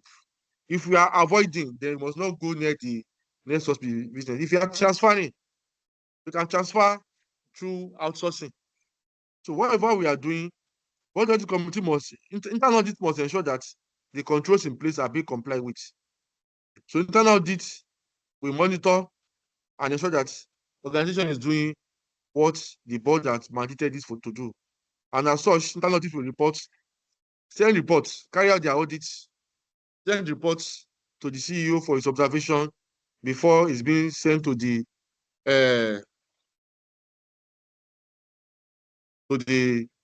board audit committee on a quarterly basis, at least once in a quarter. Okay, to which department are you working? So mine is a different thing, though. To which department are you working? I'm working in a regulatory organization, and I'm not even working in the accounting unit.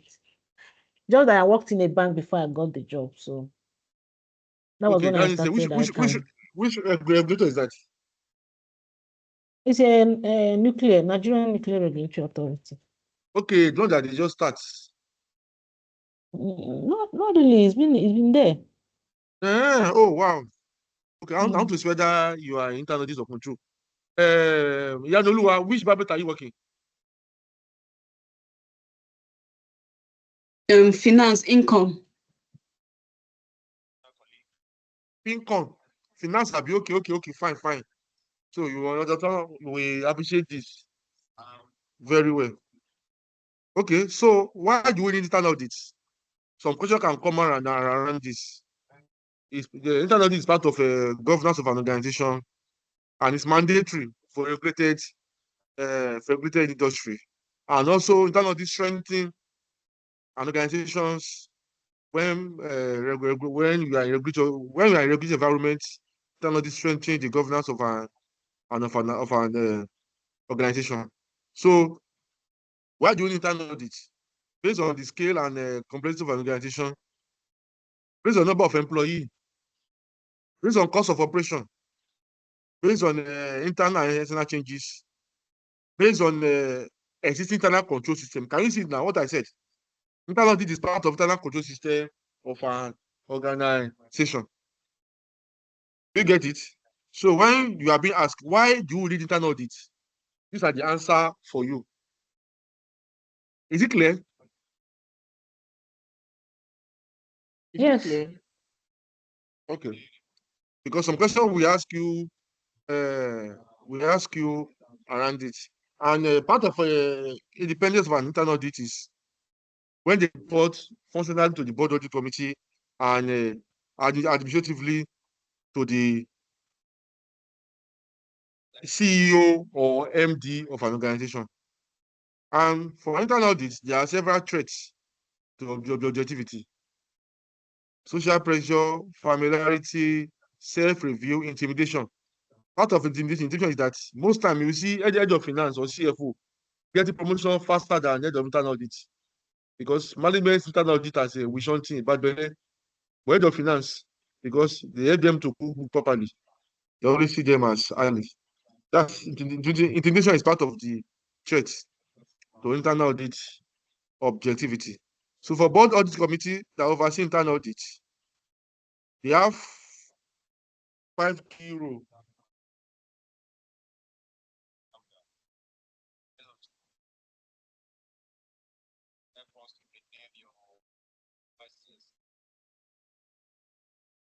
They have 5 key roles that they always use. And part of that role is, number one, they review the audit plan. They review the audit plan for an internal audit. They review the audit plan. Not only audit plan, audit strategy. What's your strategy? What is your plan? What is your QAIP? Quality assurance and improvement plan for internal audit. They review and approve. They must approve the 3-year plan for an organization for an internal audit, and also the annual plan. You know, from the 3-year plan, that's where the annual plan is being discovered. And from the annual plan, that is where the what do you call it? That is where the quarterly plan of an internal audit will be obtained. For some internal audits, the audit is still 3 months, but for some, it's a one on a monthly basis. Also, normally, the board audit committee should approve the appointment of a chief internal auditor or chief audit executive. But in practice, most times the MD is one that normally appoints the head of internal audit, which should not be so. So, at least you can see the glaring here now. Also, the audit committee must ensure that there is timely assessment and monitoring of the activities of internal audit, and also the control, design, and control operating effectiveness for an organization. So these are part of the role in which internal audit must always do in order to ensure that they carry out their work the way it should be done. I don't want to bore you guys around this, because there is a question we are going to solve that speak to that. Okay, so let me pause here so that we can have enough time to look at the question. And what's our question? Where is IOTO? There's a question that we want to solve. Please confirm that you can see my screen.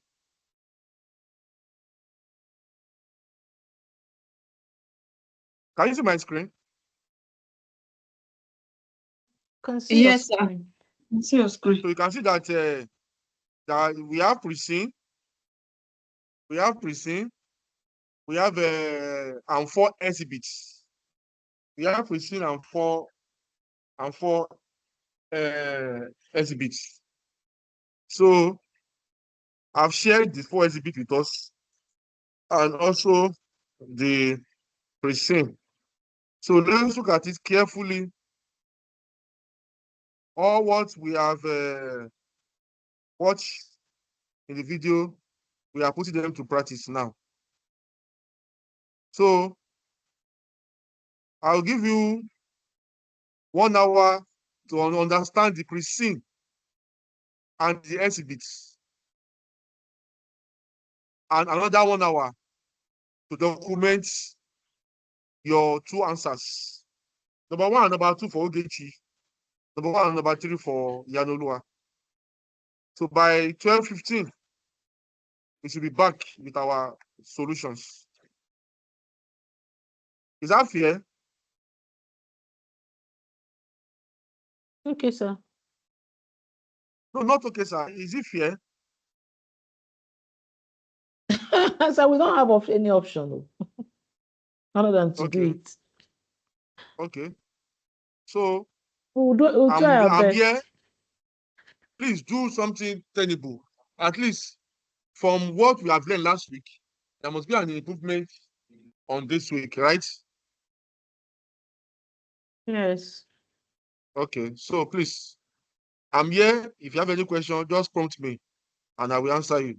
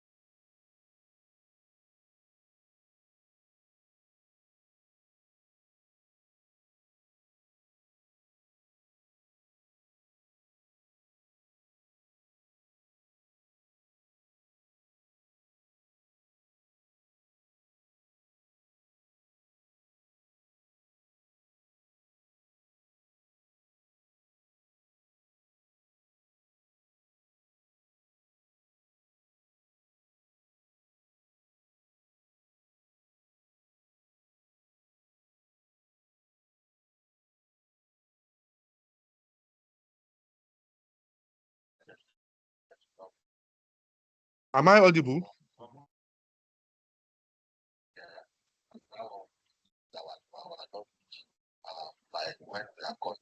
So please let us know that.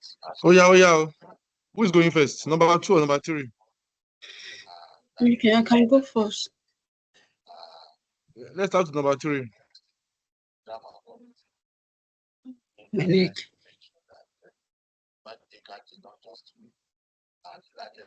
Am I sharing my screen? Yes, share your screen. I will Okay. guide you with the answer. We update it here. Like last week, I'm the one that updated it. So this year, you are the one. We are correcting you. You update it. Share your screen. Please let me know where you can see my screen. I don't know what to do. We no use the system for share screen. Just go to where you will see an arrow to share. Yeah, I know how to share, but this one is entire screen. Okay.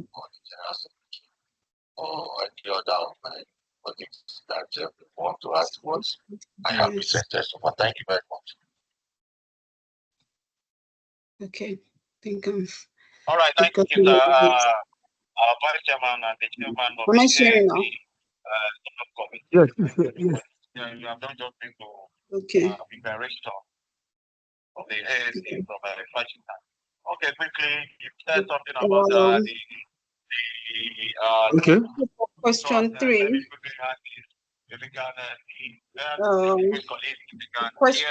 The question says,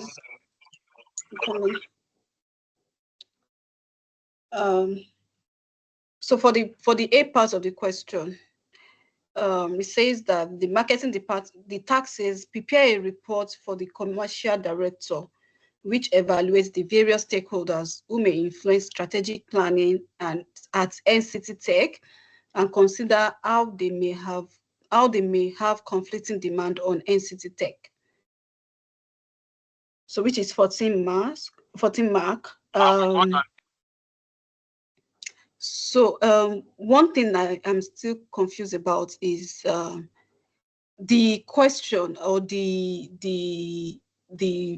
exhibit is not stating my position. So you just say you are required to. I don't know who am I in the organization. So it's not explicit enough with my position. So that's why I left the from blank. So it says that, so the question now, back to the question, is that we should write a report to the commercial director to evaluate the various stakeholders who may influence strategic planning at NCT Tech and consider how they may have conflicting demand on NCT Tech. So hold on, madam. Let me guide you on your rule. All right, sir. Look at this, please. Yeah, read it out. So for my role, I don't know my role. Should I read the question out again? Your role is there. No, look at your upstairs. You have a role. You work for Sherwood Consultants, and you have been assigned NC Tech. That's your role. Where are you seeing it, sir? That's your question. Look at the question. There's a question. The question that the revision question that asks the question. Look at page 1 of the question. Can you see my screen? No, I'm the one sharing. No, I'm sharing now. I've stopped you from sharing. I'm sharing now. Okay, let me go back to the. Okay. It's advice on the number. Okay, you work for Sherwood Consultants and you have been assigned to NC Tech. So now your role down. All the question, you'll be seeing your role on the question. But this one is not saying my role. Question. Just say where I'm working. It says I work with. Then you are a consultant. You work for Sherwood Consultant. You are a consultant. Okay, all right, sir. So thank you for pointing that out. That's why it's good to solve. It's good to attempt. All right, sir. Okay. So yeah, share your screen now. Okay.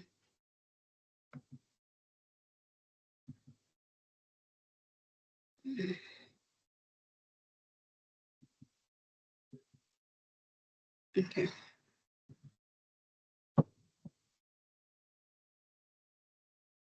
So I'm sharing.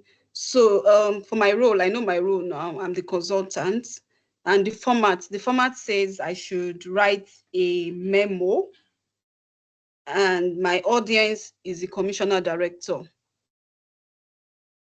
So the verb here is for me to evaluate, and the mark is 14 mark.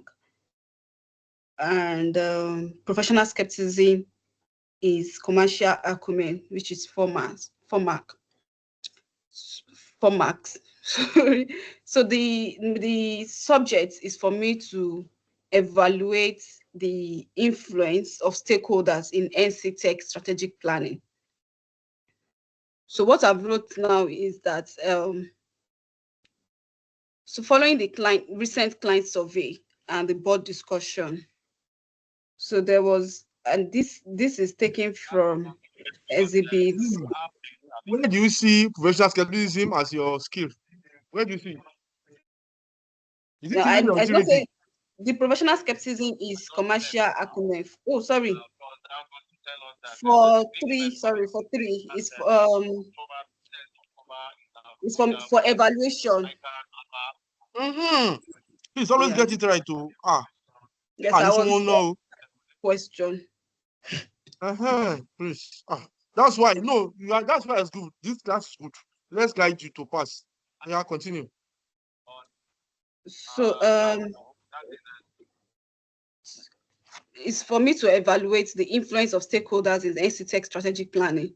So there's been a recent survey, and so following the recent client survey and the board discussion, the stakeholders consultation will be critical in developing NC Tech strategic plan. So this report evaluates the key stakeholders likely to influence the process and consider the nature of the potential conflicting demands. So now, for my understanding of the question, I have to highlight the stakeholders that have influence in NC Tech as a whole, and then their influence and also their conflicting demand. So their demand, their interest might conflict the other stakeholders. So what I wrote was the shareholders as a stakeholder. So one of them is the shareholders. So I said their their interest, basically influence, is for primarily, the shareholders, their aim is for to maximize shareholders' funds. So focus primarily on financial returns, which might conflict with other stakeholders' priorities. So the shareholders are focused on seeing higher return on investments and expect better share price performance. So obviously, this might conflict with the demand of other stakeholders. So that's where I point out the conflicting demands. For the employees now, their own is for job security, for better remuneration, and for career growth. So, and employees are essentials for delivering quality service. So investment in staff development benefits may conflict with shareholders' expectation, which is to maximize profits. For the clients now, they are more concerned with their data being secured, their trust not being breached, and for NTech to protect their sensitive information. So clients are more concerned with secure and reliable services at affordable prices. So the client's retention is vital for revenue generation. So for competitors now, competitors influence market dynamics, which may conflict with maintaining flexibility and ethical practices. So that is how I answered the A part of the question, focusing on the shareholders, the stakeholders rather, and their influence in the organization and how their influence or their interests might conflict other stakeholders' demands. So the B parts, which I'm yet to finish because I did question 1 as well. So the B part says that I should prepare 2 slides, and for the slides, it made mention of integrated reports. Prepare 2 slides with accompanying notes for presentation to the board. That's one, explain the main capitals that should be included in an integrated report for use by NCTech stakeholders. So integrated reports has 6 capitals in it, which is the financial, human, social, manufacturing capital, intellectual, and natural. So for the financial capital now, they need financial resources for growth and develop and investment. They need human capital for skills and to ensure that breach of data entrusted by clients to NCTech, they didn't breach, their data are secure and there's no breach. Social capital, so for NCTech to communicate and interact more with clients and thereby promoting transparency and trust, and then maybe they can build their confidence in them securing their data. Manufacturing capital, they need, being a cloud service company, they need to invest more in technology, infrastructure, and maybe build more data centers. Intellectual capital, they need employees who have expertise and training and require training to interact and secure sensitive client data and information. So that was where I stopped. That was where I am. Where I've not done the second slide, and I've not completed their company notes. I speak to what you think the answer should be before we guide you for the full answer. There's no membership. Okay, for the second, let me read the question again. Your membership number alongside your So the second one says advise on the business benefits to NCTech and adopting integrated reporting. So for the business benefit would be, I mean, obviously their revenue will increase. There will be more clients. More clients would be able to patronize them. Competitors as well, they would have more edge over their competitors, and competitors will not take their loopholes being, I mean, for the initial breach of data. Competitors will not dwell on the weakness, so they will be able to take advantage of that. Business benefits to take them. So the benefits is for the integrated reports, the financial capital, obviously there will be more revenue. Human capital, their staff will be more trained, more I mean, they will know what they are doing. They will be more, what's the word for you? They're experts and they are social capital. Social capital, they will be able to maybe organize programs where clients can be more interactive with clients. They'll be able to interact well with clients and communicate with clients.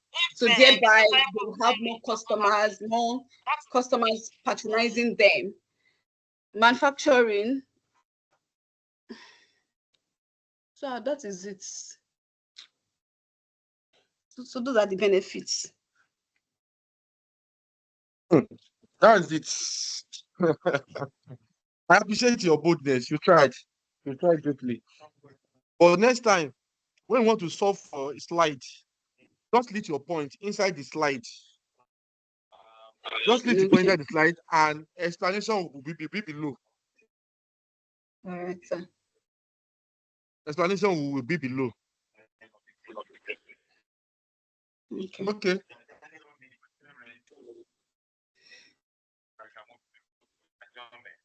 So, first of all, you need to be guided by the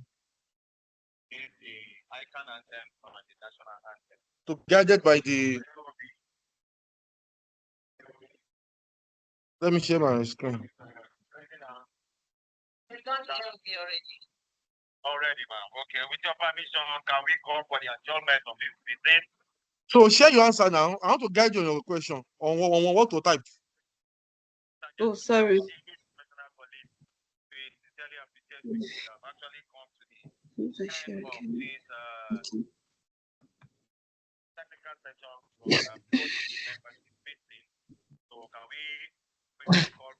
All right, sir. I'm sharing again.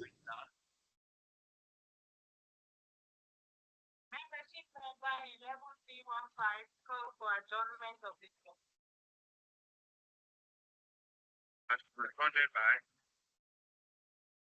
Sorry, let me pick this call. Okay, let me use the toilet.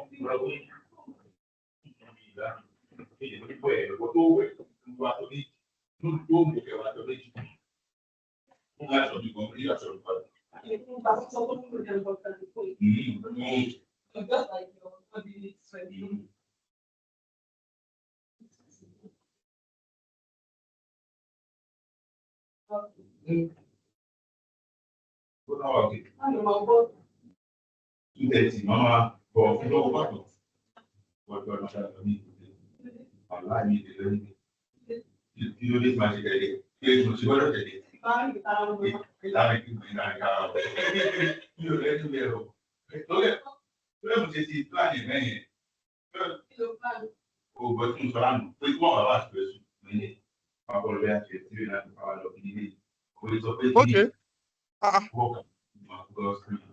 There's a sound I'm hearing.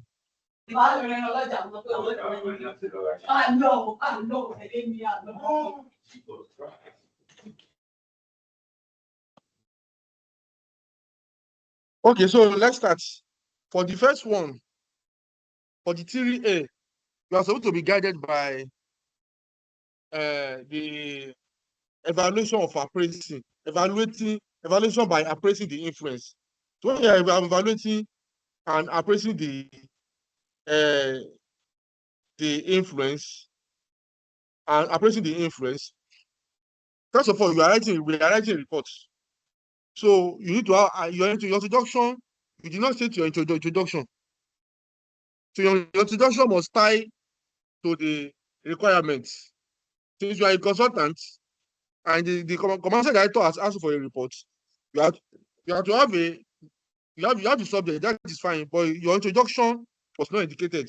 So you write introduction first, then that following sort of stuff should come under introduction. So come upstairs. Where you are following. Where you are following. Yes, sir. Yeah, click enter. Click enter. Press enter. Done, sir. Press enter. Yeah, now type into introduction.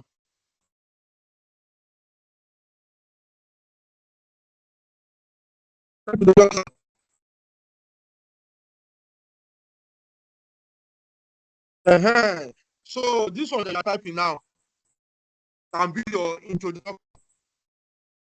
Yeah, so shift it up. Close the space. Close the space.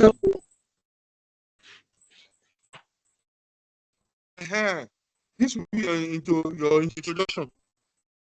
So first of all, who are the stakeholders you have identified? Based on the case study, who are the shareholders, the employees, the customers, and the competitors. the founding shareholder? The founding shareholders, okay. the founding shareholders, because we have two types of shareholders in the case study.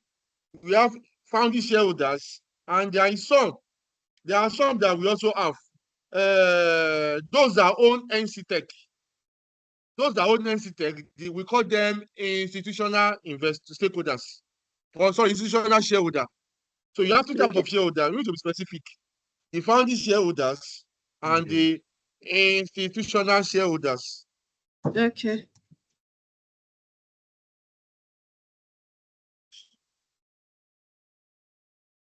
So the founding shareholders, remember, they are the three original founders. Do you remember? Yes, sir. And they still have power and influence. So where will you place them? Will you place them as a high power, high interest, low power, low interest? High power, high interest.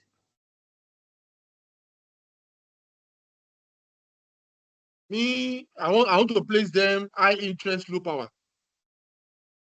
Okay. Ogechi, do you agree with that? Interest, low power. Yes. They have more interest. Being the founders, they have more interest in the organization. But because of the influence of the institutional shareholders, their power is not that strong. Thank you. Maybe That's not take us to the. Yeah, speak. is the shareholders, right? The founding shareholders, the three original founders. Under high interest, low power, that means they will just be informed, like they will be categorized under keep informed. Yes. Or they are the founders. But we have for me, I want to keep them. They have high interest, low power, because we have shareholders from NC Tech who are listed in Finland Stock Exchange. And they say that there's nobody that has major influence. For institutional shareholders, right? Yes, the founders has only 10%. And there's no other shareholder that with more than 10%. Meaning there's nobody that has controlling interest. Thank you. So in that, we can say the institutional shareholders, they have high interest, low power. Then for founding shareholders, they still have high interest, high power.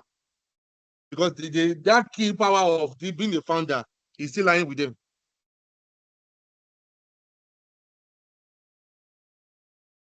Do you agree with that? But there was a place I read that they say nobody has a controlling interest, which means you can't take a decision. You can't take a decision on your own alone. Because they are founder will always have a kind of power. Okay, even without them talking. Yes, because they are the three founders, they have a kind of power. So you have to explain. Your shareholder point now, you split into two. You talk about the founding shareholders, the three founders, then you now talk about the institutional shareholders, which is NC Tech. You have to talk about them separately. You get it? And you have to describe whether what kind of power did they have? Is it high power, high interest, or low power, low interest? Before we now go to the third stakeholders, according to you say employee, Abi. Employee, I agree with you. Employee, especially for the service organization, they are also key stakeholders. So employees, what would they want? They have very kind of powers. They have very kind of power. Since NC Tech is relying, continue sharing your screen, you are doing typing, Because you talk of it. Okay, she need to pass an information across.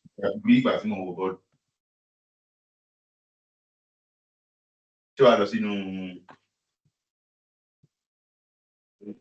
I continue? Yes, sir, you can continue. So employee, they also have high power, high interest, and they can demand for good working condition. They can demand for training, career development, career opportunities, and also if they are part of trade union, they can make varying demands. And because NC Tech is totally reliant on workforce, the employees can place great pressure on the organization and also on the government, because sometimes trade union, when they place their demand on government, they often win. Another stakeholder that I'm seeing there is clients. The customers, based on their source of revenue, the clients are their key source of revenue, and they must be kept satisfied. So if they must be kept satisfied, how will you place them? Is there high interest, high power, or low interest, low power? Where will we place them?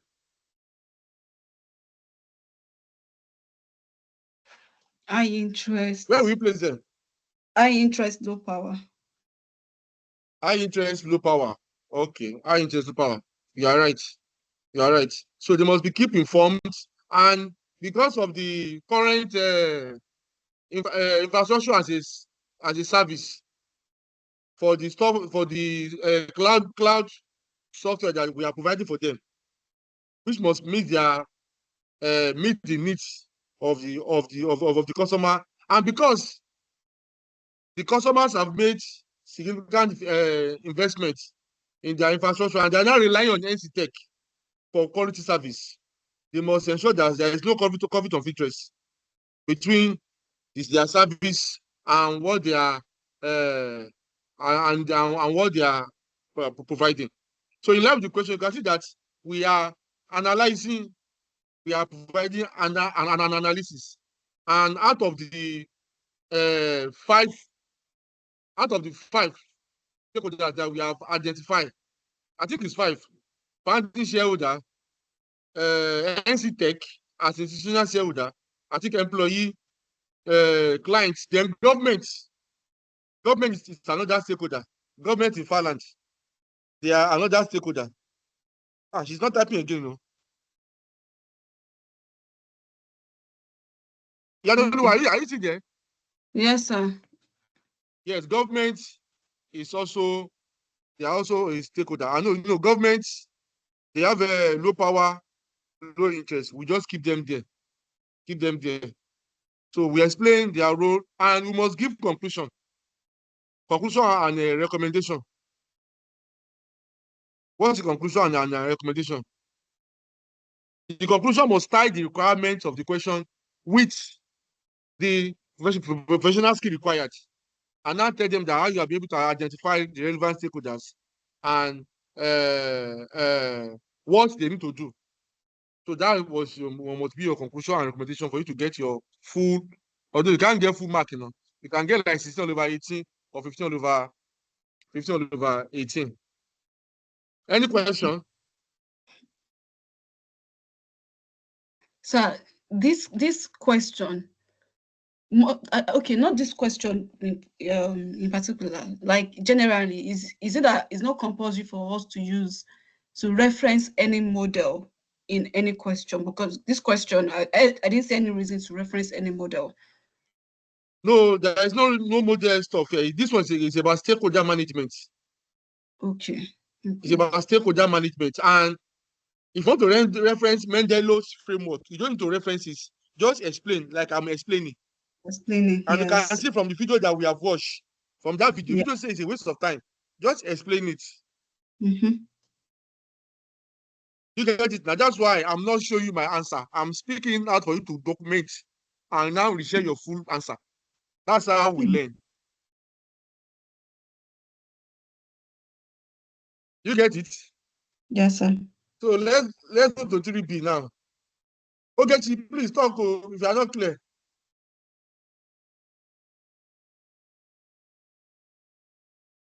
Okay, sir. So yeah, 3B.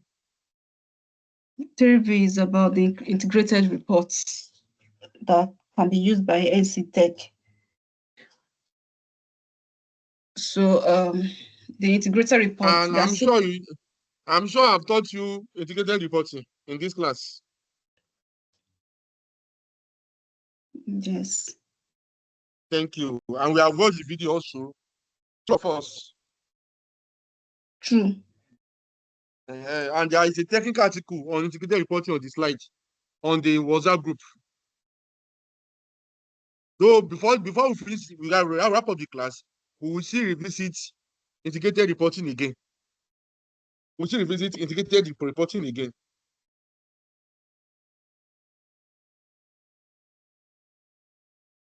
Oh yeah, give us your explanation. So, like for this one now, your answer you have just listed in your table. You just listed the three capital elements. So now create another box. Create another box. Let's start writing. Create another box. Let's start writing.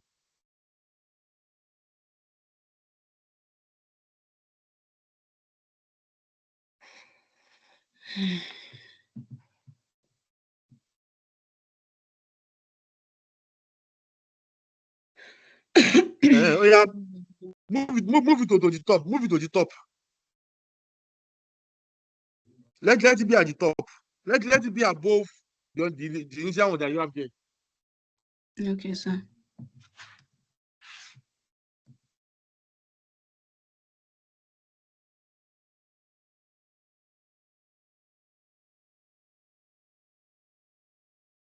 All right, sir. It's up. So yeah, you list them. The one that normally come to my mind is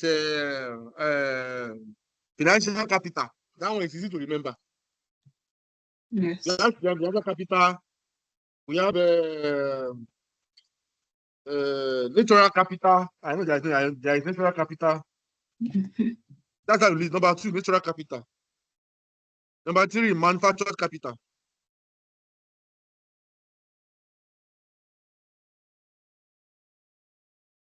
Number 4, human capital.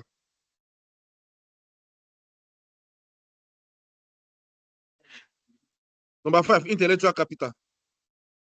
And lastly, social capital. So that sounds like one will be. The explanation you are now giving will now be underneath it. So what is financial capital? First, what is financial capital? They are financial resources. No. That's now what is explained. We are using a slide to explain this. Sure, we are using an exhibit. Which exhibit are you using? Exhibit 4. Thank you. So how did you explain financial capital again?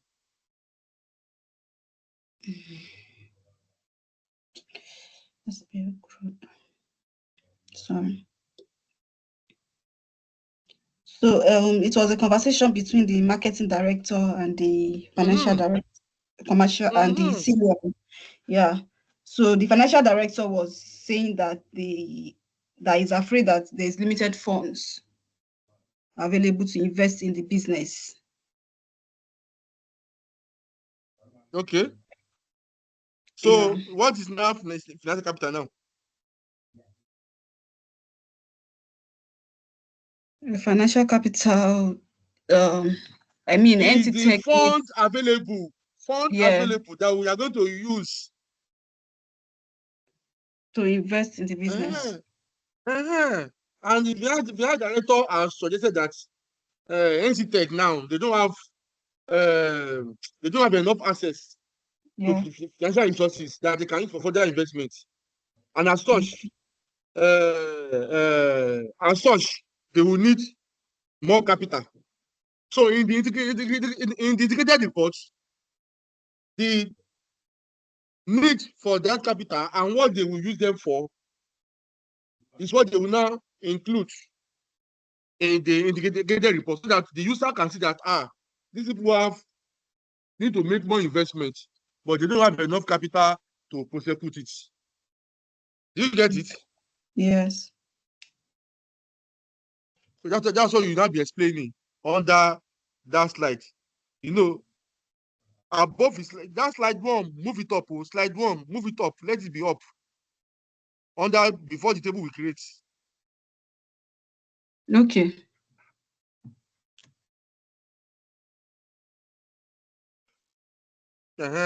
So you now be explaining the capital. You now be explaining it on the. No. That's not what it will be. The explanation will be under that table. Will be under the Okay. slide. Under the slide. So you now start with what is financial capital. You now be explaining. Just press enter. I've put the course under NC Tech. So you press enter. So you now write. You now explain what you know now about financial capital. Explain it there now.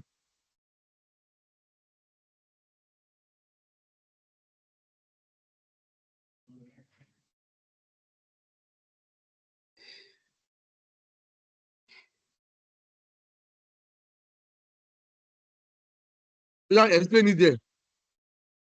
Okay, sir. Then same thing for natural capital. What is the natural capital? I think we did not say anything about natural capital. They said it too. The environment. Mm. You know, natural capital is about the natural environment Yeah. that we have impact, that will be impacted by the business operation, isn't it? Yeah. And you know, there are discussion around the source of continuous and reliable energy in that discussion. Mm-hmm. So natural capital is talking about what are the kind of energy that can be generated by the business, the type of energy that can be generated by the business. And that's what we need to input in the integrated report.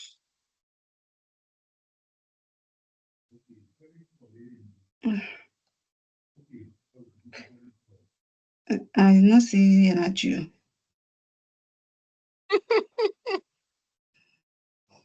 Let me show you.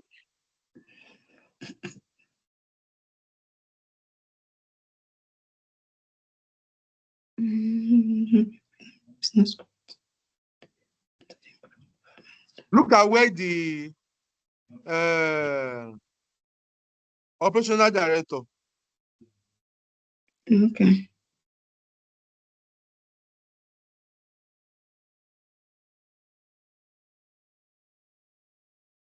You see that? What was he saying?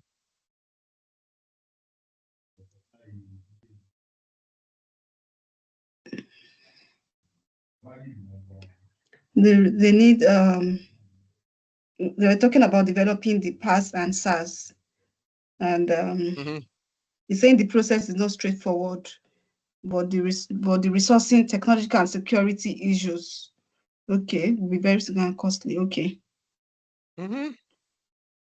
Okay. So I was looking for something related to energy or environment. Is that no energy? Natural environment. I think Yes. it's like if you look at the case study too, there is a portion around which page is this? So look at page 4.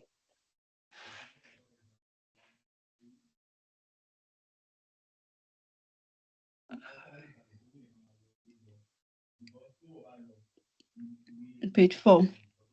Yes. Yes, sir. Are you there? Yes, When they are talking about line 3. Clients are highly dependent on reliable high-speed internet connection for cloud services to work effectively. Although this is currently not an issue in Finland, as these are a number of different internet providers, it is clear that Finland internet and broadband infrastructures keep pace with demand. Does that make sense to you? If you say yes, you are lying. Yeah, I said it will not make sense to you, except you combine it with their core values. Their core value is on page 7. Yeah. Look at where they put their core value in page 7. Energy. What does energy say?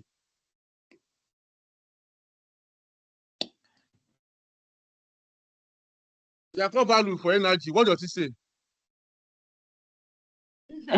Grabs opportunities and make And things make happen. things happen. So that's when it will now make sense to you.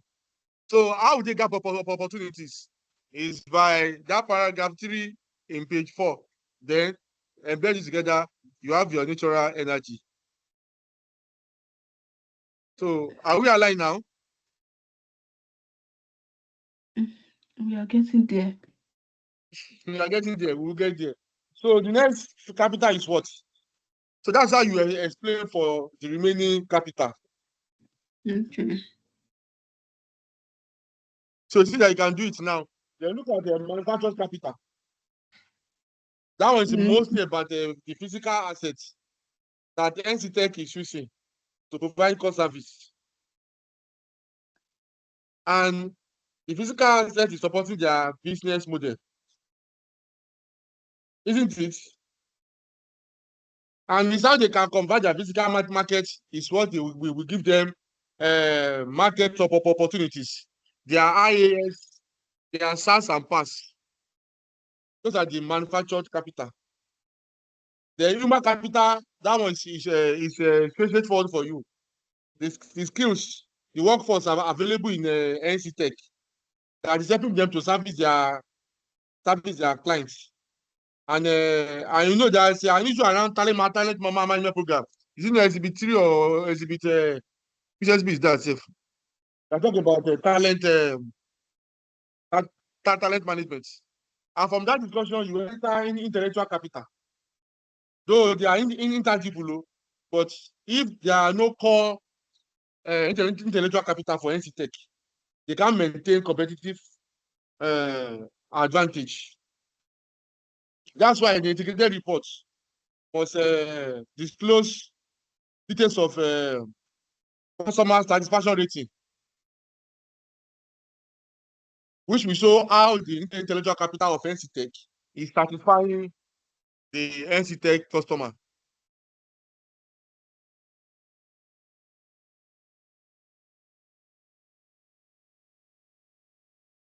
The social capital, that one is very common. It's most related to the relationship with the stakeholders. Yeah. Relationship with the stakeholders.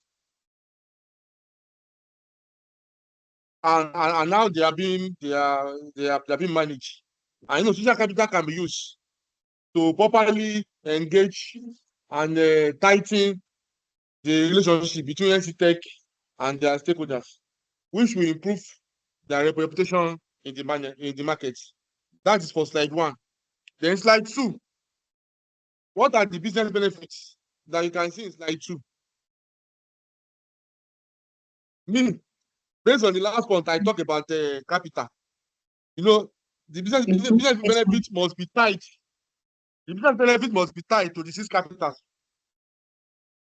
Isn't it? Yes. So based on what we wrote in number 1, you must list all the business benefits first. So you create another table. Let's identify the business benefits. Exhibit will you use? It's still going to be exhibit 4.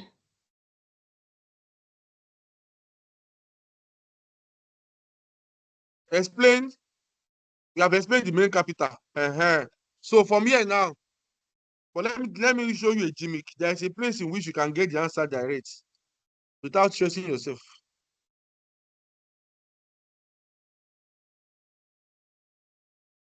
You know, there was one time we were showing a video on integrated reporting. Do you remember? No, Daniela, were you not in class that day? No, sir. Okay, maybe you missed class, or you are at work. When you apply integrated reporting, it has some advantage. And if you look at the requirement says advice on the business benefits to NC Tech of adopting integrated reporting. And professional skills is talking about communicating and clarifying Communication by clarifying and simplifying IR using appropriate professional tone that is easily understood. So we are focusing on communication now.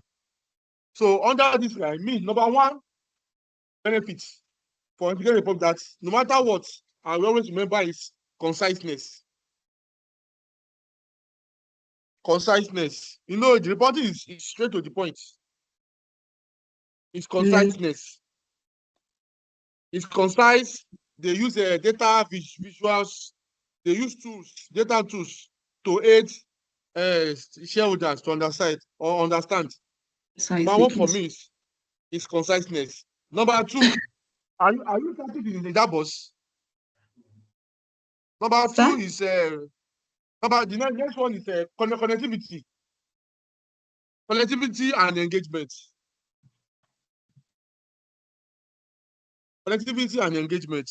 You're able to connect and engage the relevant stakeholders based on information you are providing for them. And when I say stakeholder, be it employee, be it institutional founder, institutional stakeholders, founders as a stakeholders, you're able to manage them with integrated reporting. Then the third one is that always comes to my mind is reliable and complete reporting. Reliable and complete reporting.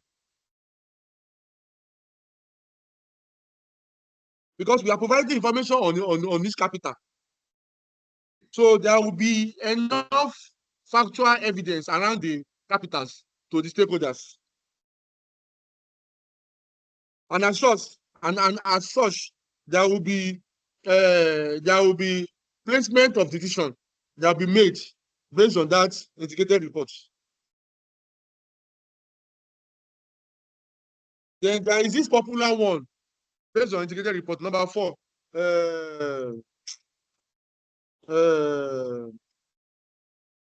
They call it strategic level decision. Ability to make strategic level decision.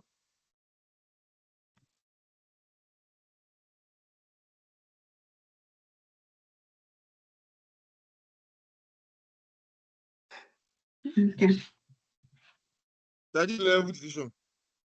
Which will lead to the next point. Consistency and capability of decision made. Consistency and capability of decision made. Those are the 5 I can remember. And what's comparability? Consistency and comparability of decision made.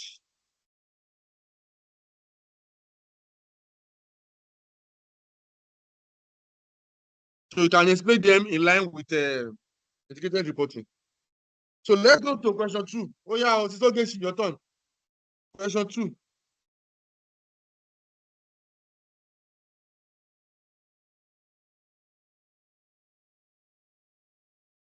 It's okay, are you there? Yes, I'm here, sir. Yeah, question 2. Present your slide. I'm sure, Yadoluwa, you get more from this, Abi. A lot. Okay. So develop your point. You will not develop the point down. Okay. So is this how we are going to build the slide too while in the exam? Yes, you will list your point in the slide. Then down, you will now explain your point, your facts. There won't be conclusion. Eh? Are we supposed to conclude on every like every task? We need to conclude. No, the requirement. Yes, you need to conclude. You need to conclude. Yes, thank you for reminding me. You need to conclude. They say we are presenting to the board. You know, when we are presenting to the board, you can't just present like that. Okay. You can't present like that. You for the first one, we have listed the main capitals for them. For the first slide, we listed main capitals for them. Then for the next slide, we listed business benefits. Since we are only explaining and listing, this one does not need any conclusion. But we must explain properly. Okay.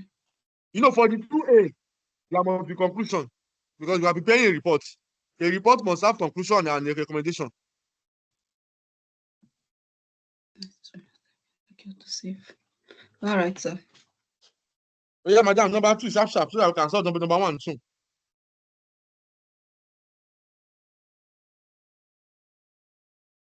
Okay, this is what I was able to put up in number 1.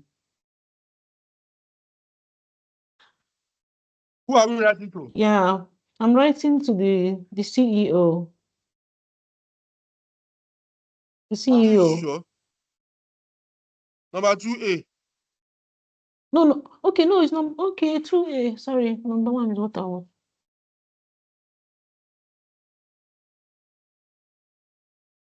Okay, number 2A is to the chairman nomination committee.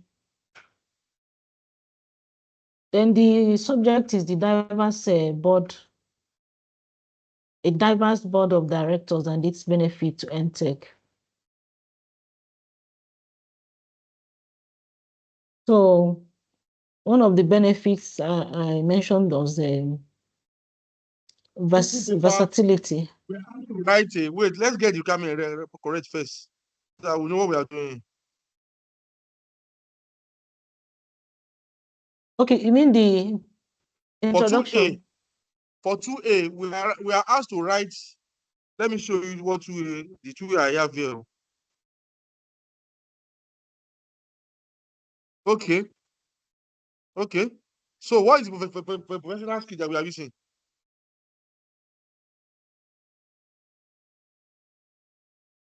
Do you have any professional skill?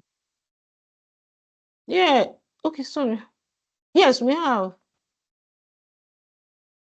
There is no professional skill. Out of all the 3 questions that you'll be giving, there will be a question that we don't have for any professional skill. It's only 2 questions that we have professional skill. So in the exam, always attempt the one that does not have professional skills first. Always attempt those ones first. Okay. So number 2, oh yeah, this one you are freestyling.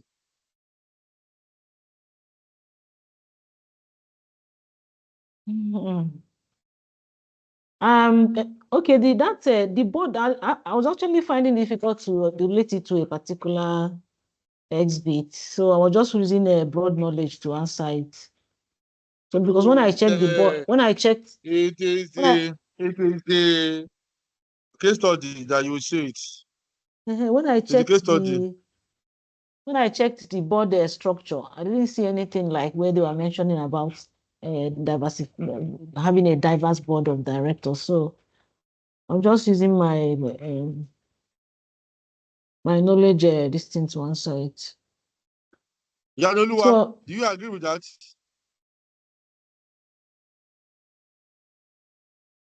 Sir, Do you agree with what she said? I went to the toilet. I just came back. Ah, okay. Political answer. I like that. So okay. look at the case study. There's a place in the case study that talk about that. Okay.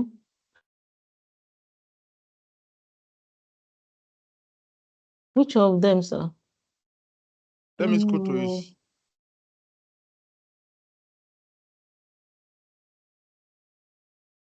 Is it not page 6, Abi? Look at page 6.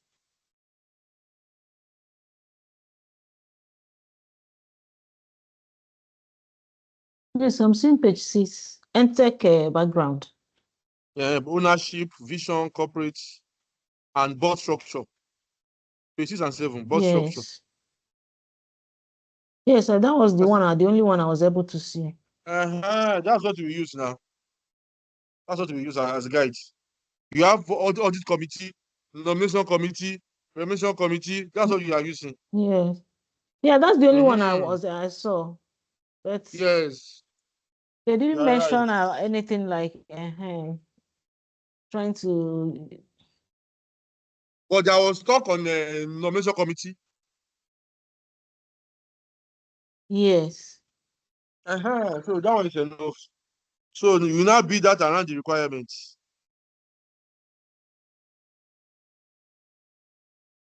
Okay.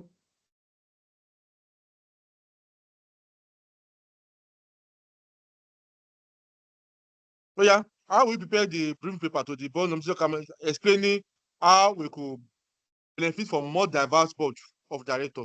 Oh yeah. This is very quick one. That's benefit of having a diverse board. Oh yeah. I just mentioned that, as in when you have a mix of professionals at the board level, they are bound to contribute different ideas in their different professions to be able to drive the organization's objectives. Then quality service delivery too. Okay, and another one is, you don't have introduction.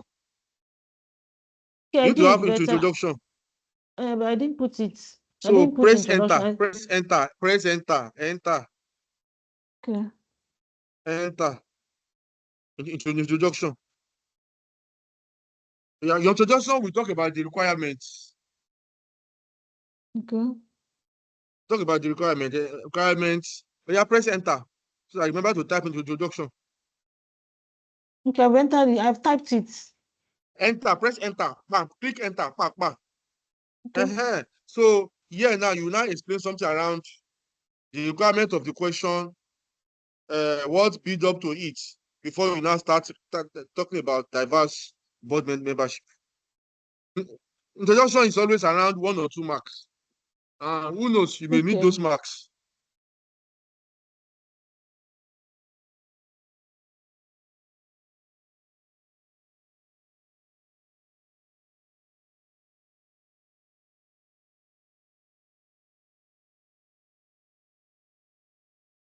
If you look at the requirements, they say the current NCTech board structure and membership have stayed unaltered for the company listed on the Finland Stock Exchange 5 years ago. Yes. However, 2 board members are due to retire in the next year.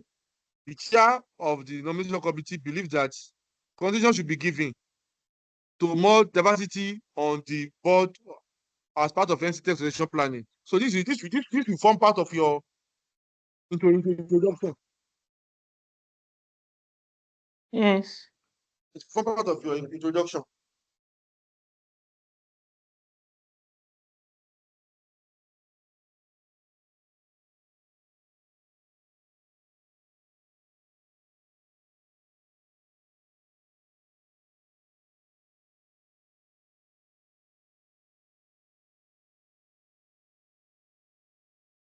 So please, which exhibit? I've forgotten the one that is. I saw that. The same requirement now. The question. Okay. The question.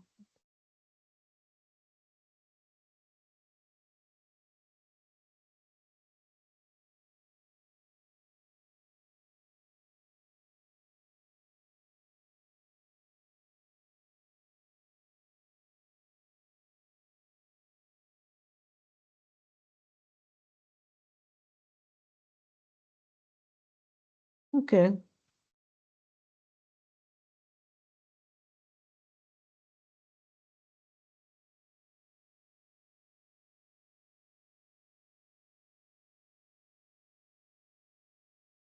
You see it now? Yes. Where we have 2A. So pay attention to all those. Those will form part of your introduction. Yeah, I saw it. So there's need for them to replace, but there's no criteria yet chosen. Yes. Okay.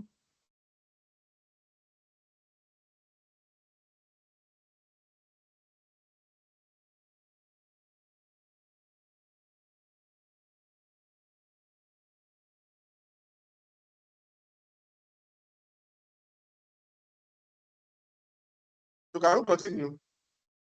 Yes.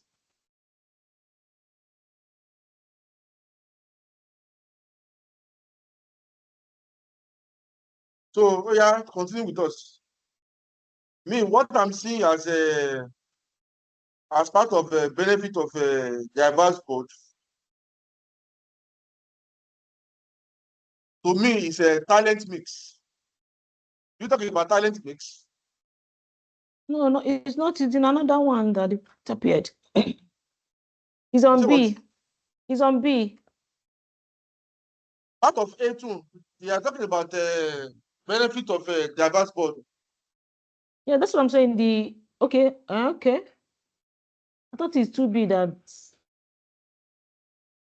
Part of 2A, talent based sort of when you have the diverse board, you have mix of talent.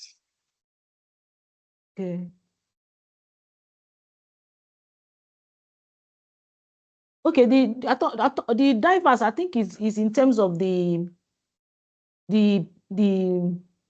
terms of profession, in terms of the geographical location of the members, and then the cultural background. Yes. Is that what we're supposed to speak on? Like what you type here is okay.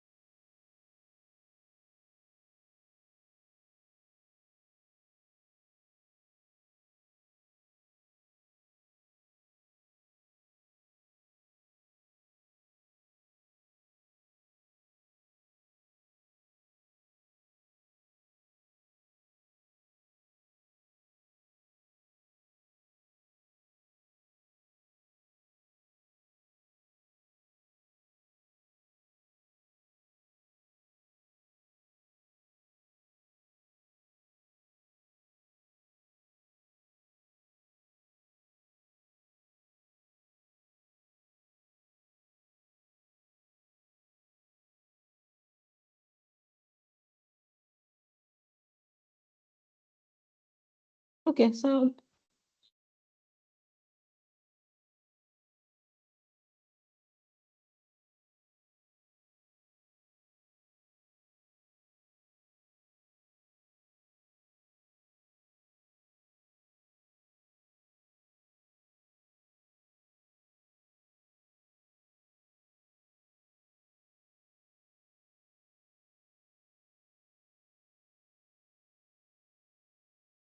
Sorry, Jerry, it's my network. okay. I was Yeah, thinking you are continue. going through it. Okay.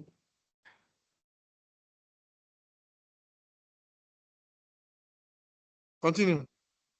Okay. So I also talked about inclusivity, as in the way when they have a diverse board, the investors or the shareholders will perceive them to be an inclusive organization, based on the fact that they were able to appoint their directors from different cultural and different professional background. Then also quality service too. When you have professionals from different backgrounds, maybe from the financial, from the human resource, or from the different backgrounds to assist in achieving the organizational goals, I believe they will have a better quality service to deliver to their clients or their customers. In terms of, if you have a board that you have professionals in risk management, professionals in audit committee or risk management committee or human resource committee or remuneration, they will be in a better place to advise and recommend their activities in such a way that it will drive their organizational goal. Then as part of it, the having a diverse board also is a legal requirement and regulatory requirements from government or from the regulatory industry, based on the fact that is an obligation they have to do for every corporate organization. This is an obligation of every corporate organization to have membership of their boards in a more diversified manner. Okay, so let me, that's a nice thought. Let me just add few to it. So this one is freestyling. So in the exam, you have a question like this, that in which you must freestyle. So my own first one is the talent mix. When you have talent mix, you have people from diverse board, which is a talent mix. Then I also want to talk about, when you now have talent mix, you will now have an effective decision-making process, isn't it? Okay. As another topic. Yes, as another idea. When you have talent mix, people from different background will be able to make decision, blah, blah, blah, discuss, review. Yeah. So another point will now be effective decision-making process. Yeah.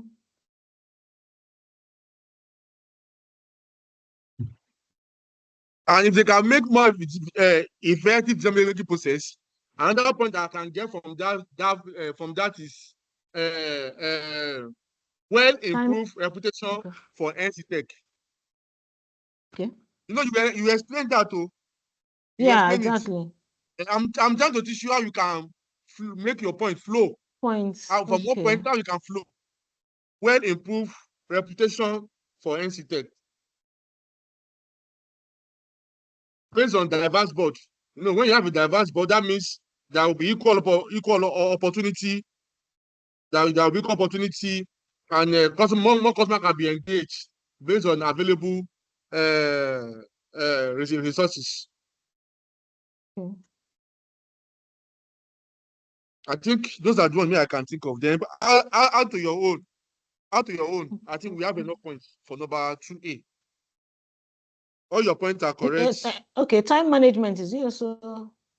It's also key, yes. Time management is also key.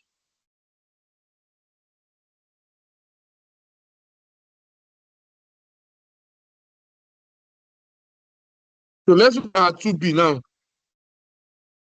I didn't do 2B. Why? How many hours? Over 2 hours. You know do 2B. We will fight too. Take us through what your answer will have been for 2B. Okay, for what's the requirements, and which exhibit would you have used? Okay, it's from the talent hunt, the talent management, managing talent. So which exhibit would you have used? That's exhibit 2. Management of talent, Abi. So you have to take us through. Okay, the question says,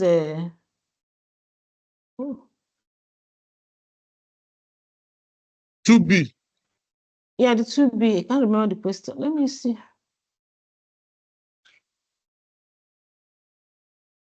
Let me shame devil. I share the question with you. Yeah, look at your screen. That's the slide for that's the exhibit for it. Okay. Yes, I've seen the SB there. I want to get what the question says. Advantages and disadvantages of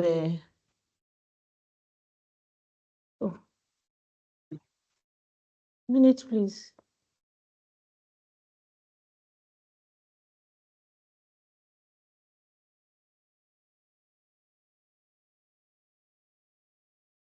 Okay, yeah. Of adopting a talent management program.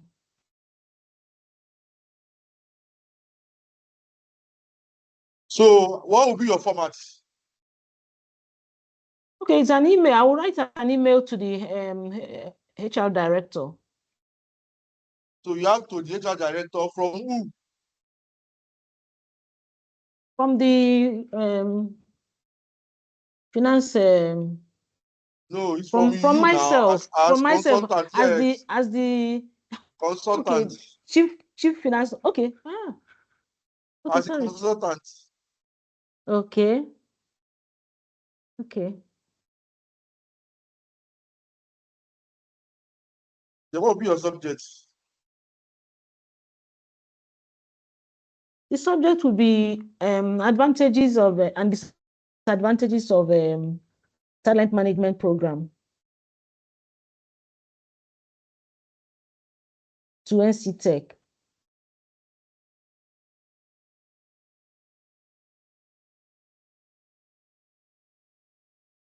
So what will be your introduction?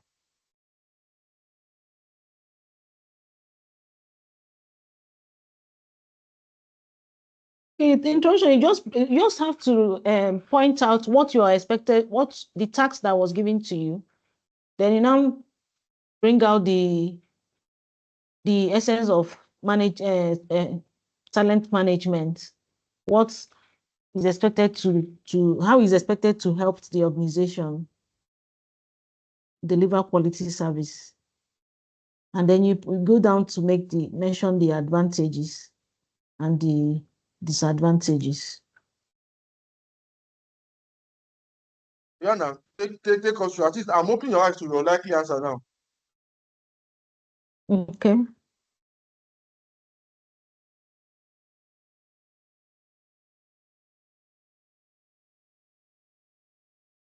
Okay, here it says that a business can develop a high performance workplace. Managing talent can help a business develop high performance workplace, then promotes a learning culture, and ultimately getting the best form of its employees. And then it helps the employees to make a real significant contribution to business performance and deliver the planned strategy. They now say, however, it's not as straightforward as we may think. The managers may not fully invest in the idea due to work pressure. That's the disadvantage now.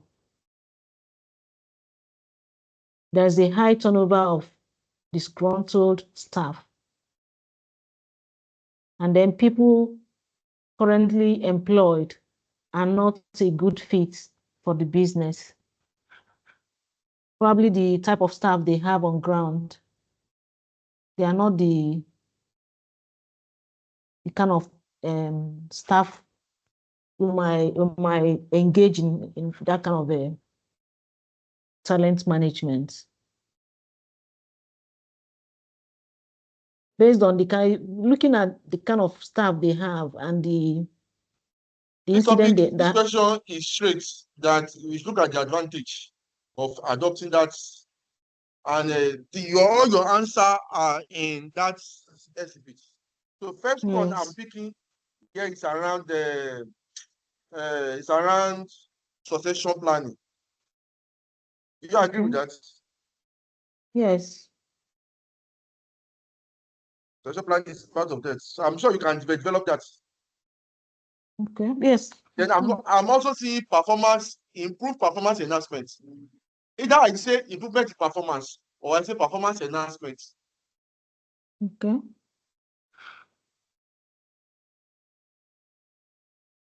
Then culture mix. Yes. Okay. Adequate culture mix. Investment in talent management can lead to adequate culture mix. And if there is adequate culture mix, the next point will be effective strategic alignment. Effective strategic alignment.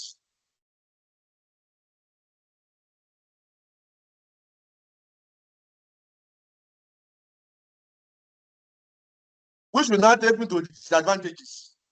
If there is no strategic alignment, what will happen? There will be strategic disalignment or distraction. That will be number one disadvantage. Okay. Then we have strategic alignment or strategic distraction.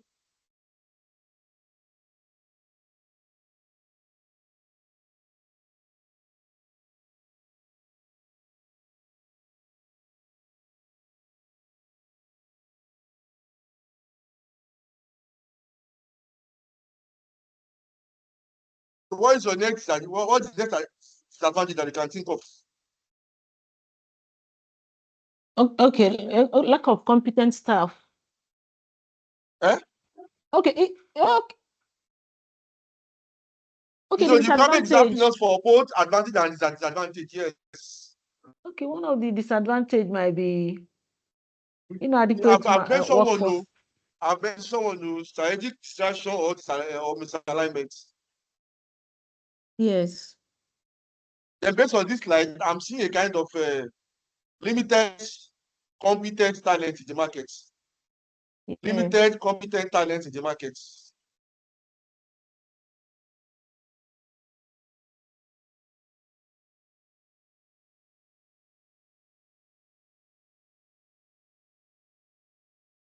Then we now take us to cost implication for an effective talent management. There is cost implication, isn't it?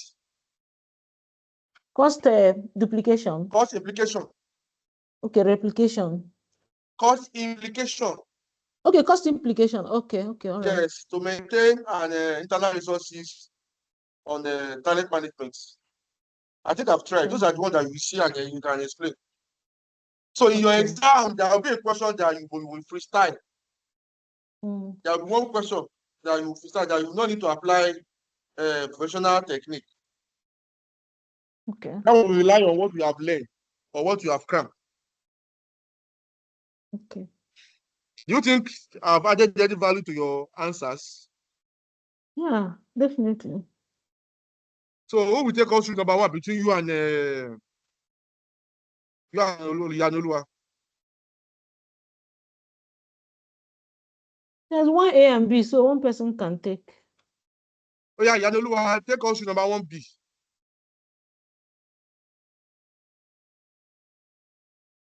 Are you there, Yanolua?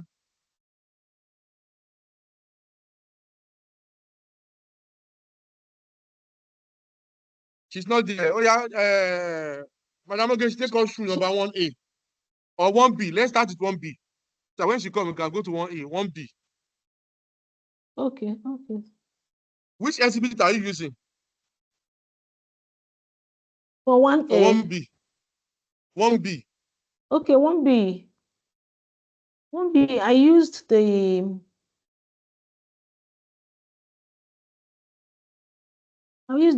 one that talked about the layer, different layers, IT layers they So have. which format is your answer? Which format? Thank you. Hey, you guys are not picking now. I like that. Yeah. 1B. Yeah, continue. Okay. Your introduction is still not driving. Okay, I didn't put introduction to it. You must put introduction on anything like paper. There must be introduction.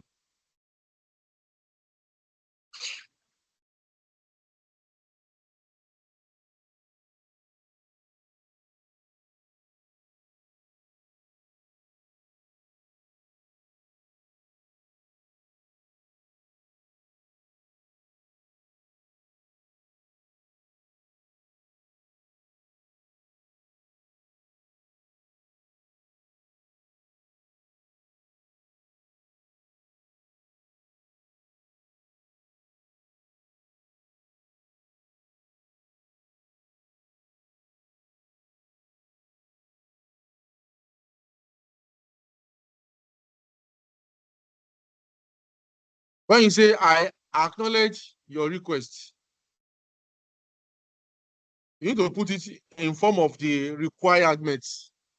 If you can, as you can see from the question, there's always a question that was typed under it. If you see 1B, 1B said the HR director had recently read an article. Oh no, not that one. Okay, 1B. Wait, I'm moving to B as 1B is talking about. One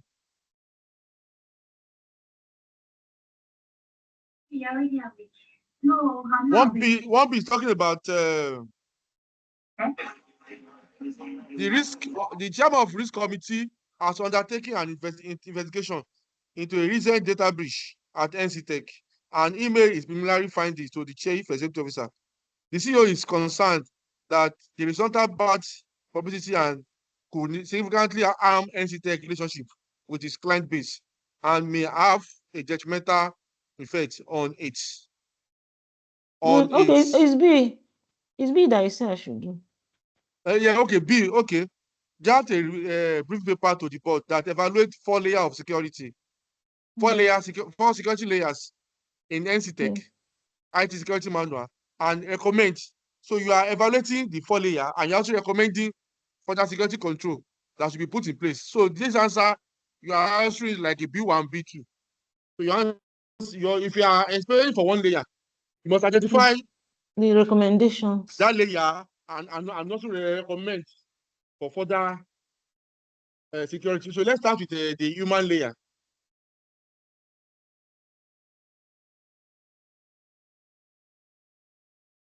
Let's start with human layer.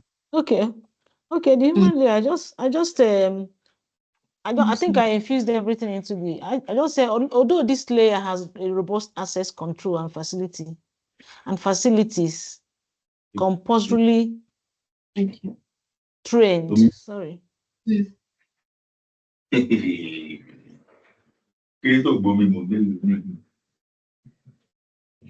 And facilities compulsorily trained on compliance with the NTech SOP. It may also face the risk of staff not understanding the complexity of the technology in use and how to secure them. So I don't have any additional, I didn't put any additional suggestion for any additional security layer, any security control. No. Look at the exhibit that we have. Look at the exhibit that we have.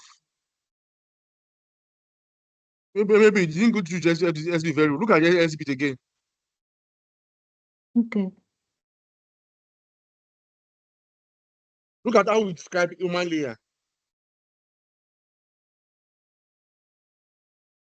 Look at people, you say people, both internal and external to NCTech, present significant, blah, blah, blah, and the rest. Security control applied to this layer. Robust access control. Those are what they asked me to explain. Okay. Is human layer a robust? Can you have robust human access control for human? You cannot, because when human compromise, when they collaborate, they can harm you very well. Beat the control. So this is what we do. We want you guys to document that answer for number 1 and share with me. I do not like the way you present your answer, Madam Ogechi. Number 2, I think you did fairly well. Same thing with number 2. Number 3 too, Yanoluwa did very well. But I don't know what Yanoluwa has done for number 1. And I don't want to assume wrongly. Let me share. Yeah, share your screen, Yanoluwa. Let's see what you have done. I think I had not do it.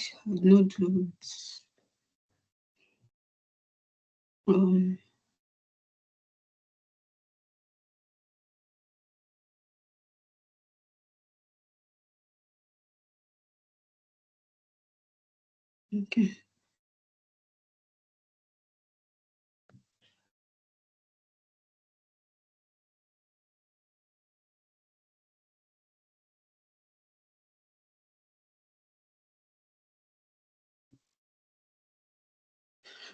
This is my introduction.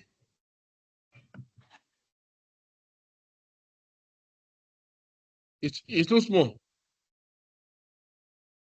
Sir? I can't see your screen very well. Oh, okay, sorry.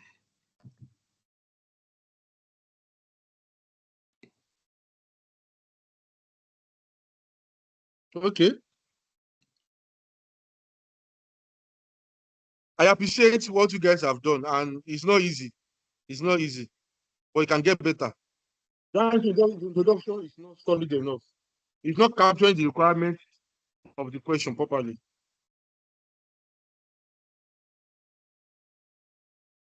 Thank you.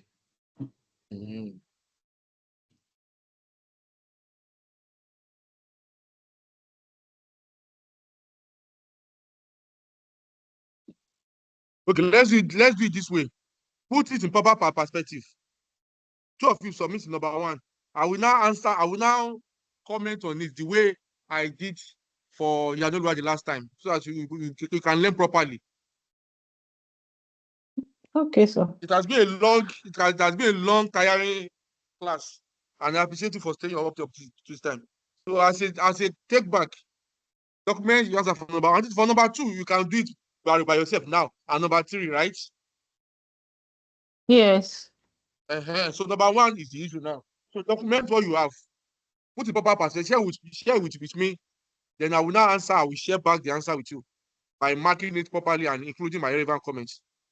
So by the time we are solving our question next week, we are good to go. Okay, sir. So I will share classwork, or let me say assignments, during the week. Ahead of next week, we are solving questions generally again. I think as we are going like this, it's getting softer and easier, isn't it? Yeah, definitely. So next week we'll be hanging on we'll be solving a topic that speaks to internal audit control more specifically now, so that you guys can also learn about that. Like this one we solve now, talk about what we learned last week. And I think it's more refreshing. So by during the week, I will share a question that talk to internal control that we must read and solve, so that we'll come next week and solve it from the first class, from the first minute in the class. So I'll be expecting your solutions. Any questions? Generally, any feedback? Where do you think we need to improve? Where do you think we are stretching you?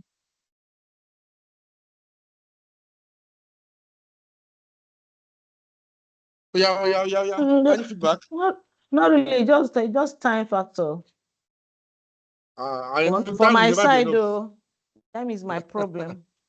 We don't have time to go and revise before the next lecture. God will help us. God will help us. God will help us. So let's have a nice week ahead. I'll be expecting your solution. Stay here. Okay, so and after it, you give us the answer to the questions. Yes. Now I will. Okay, so. I will embed the answer in the relevant points that you have shared. Okay, so all right. Okay. Thank Thank you. you.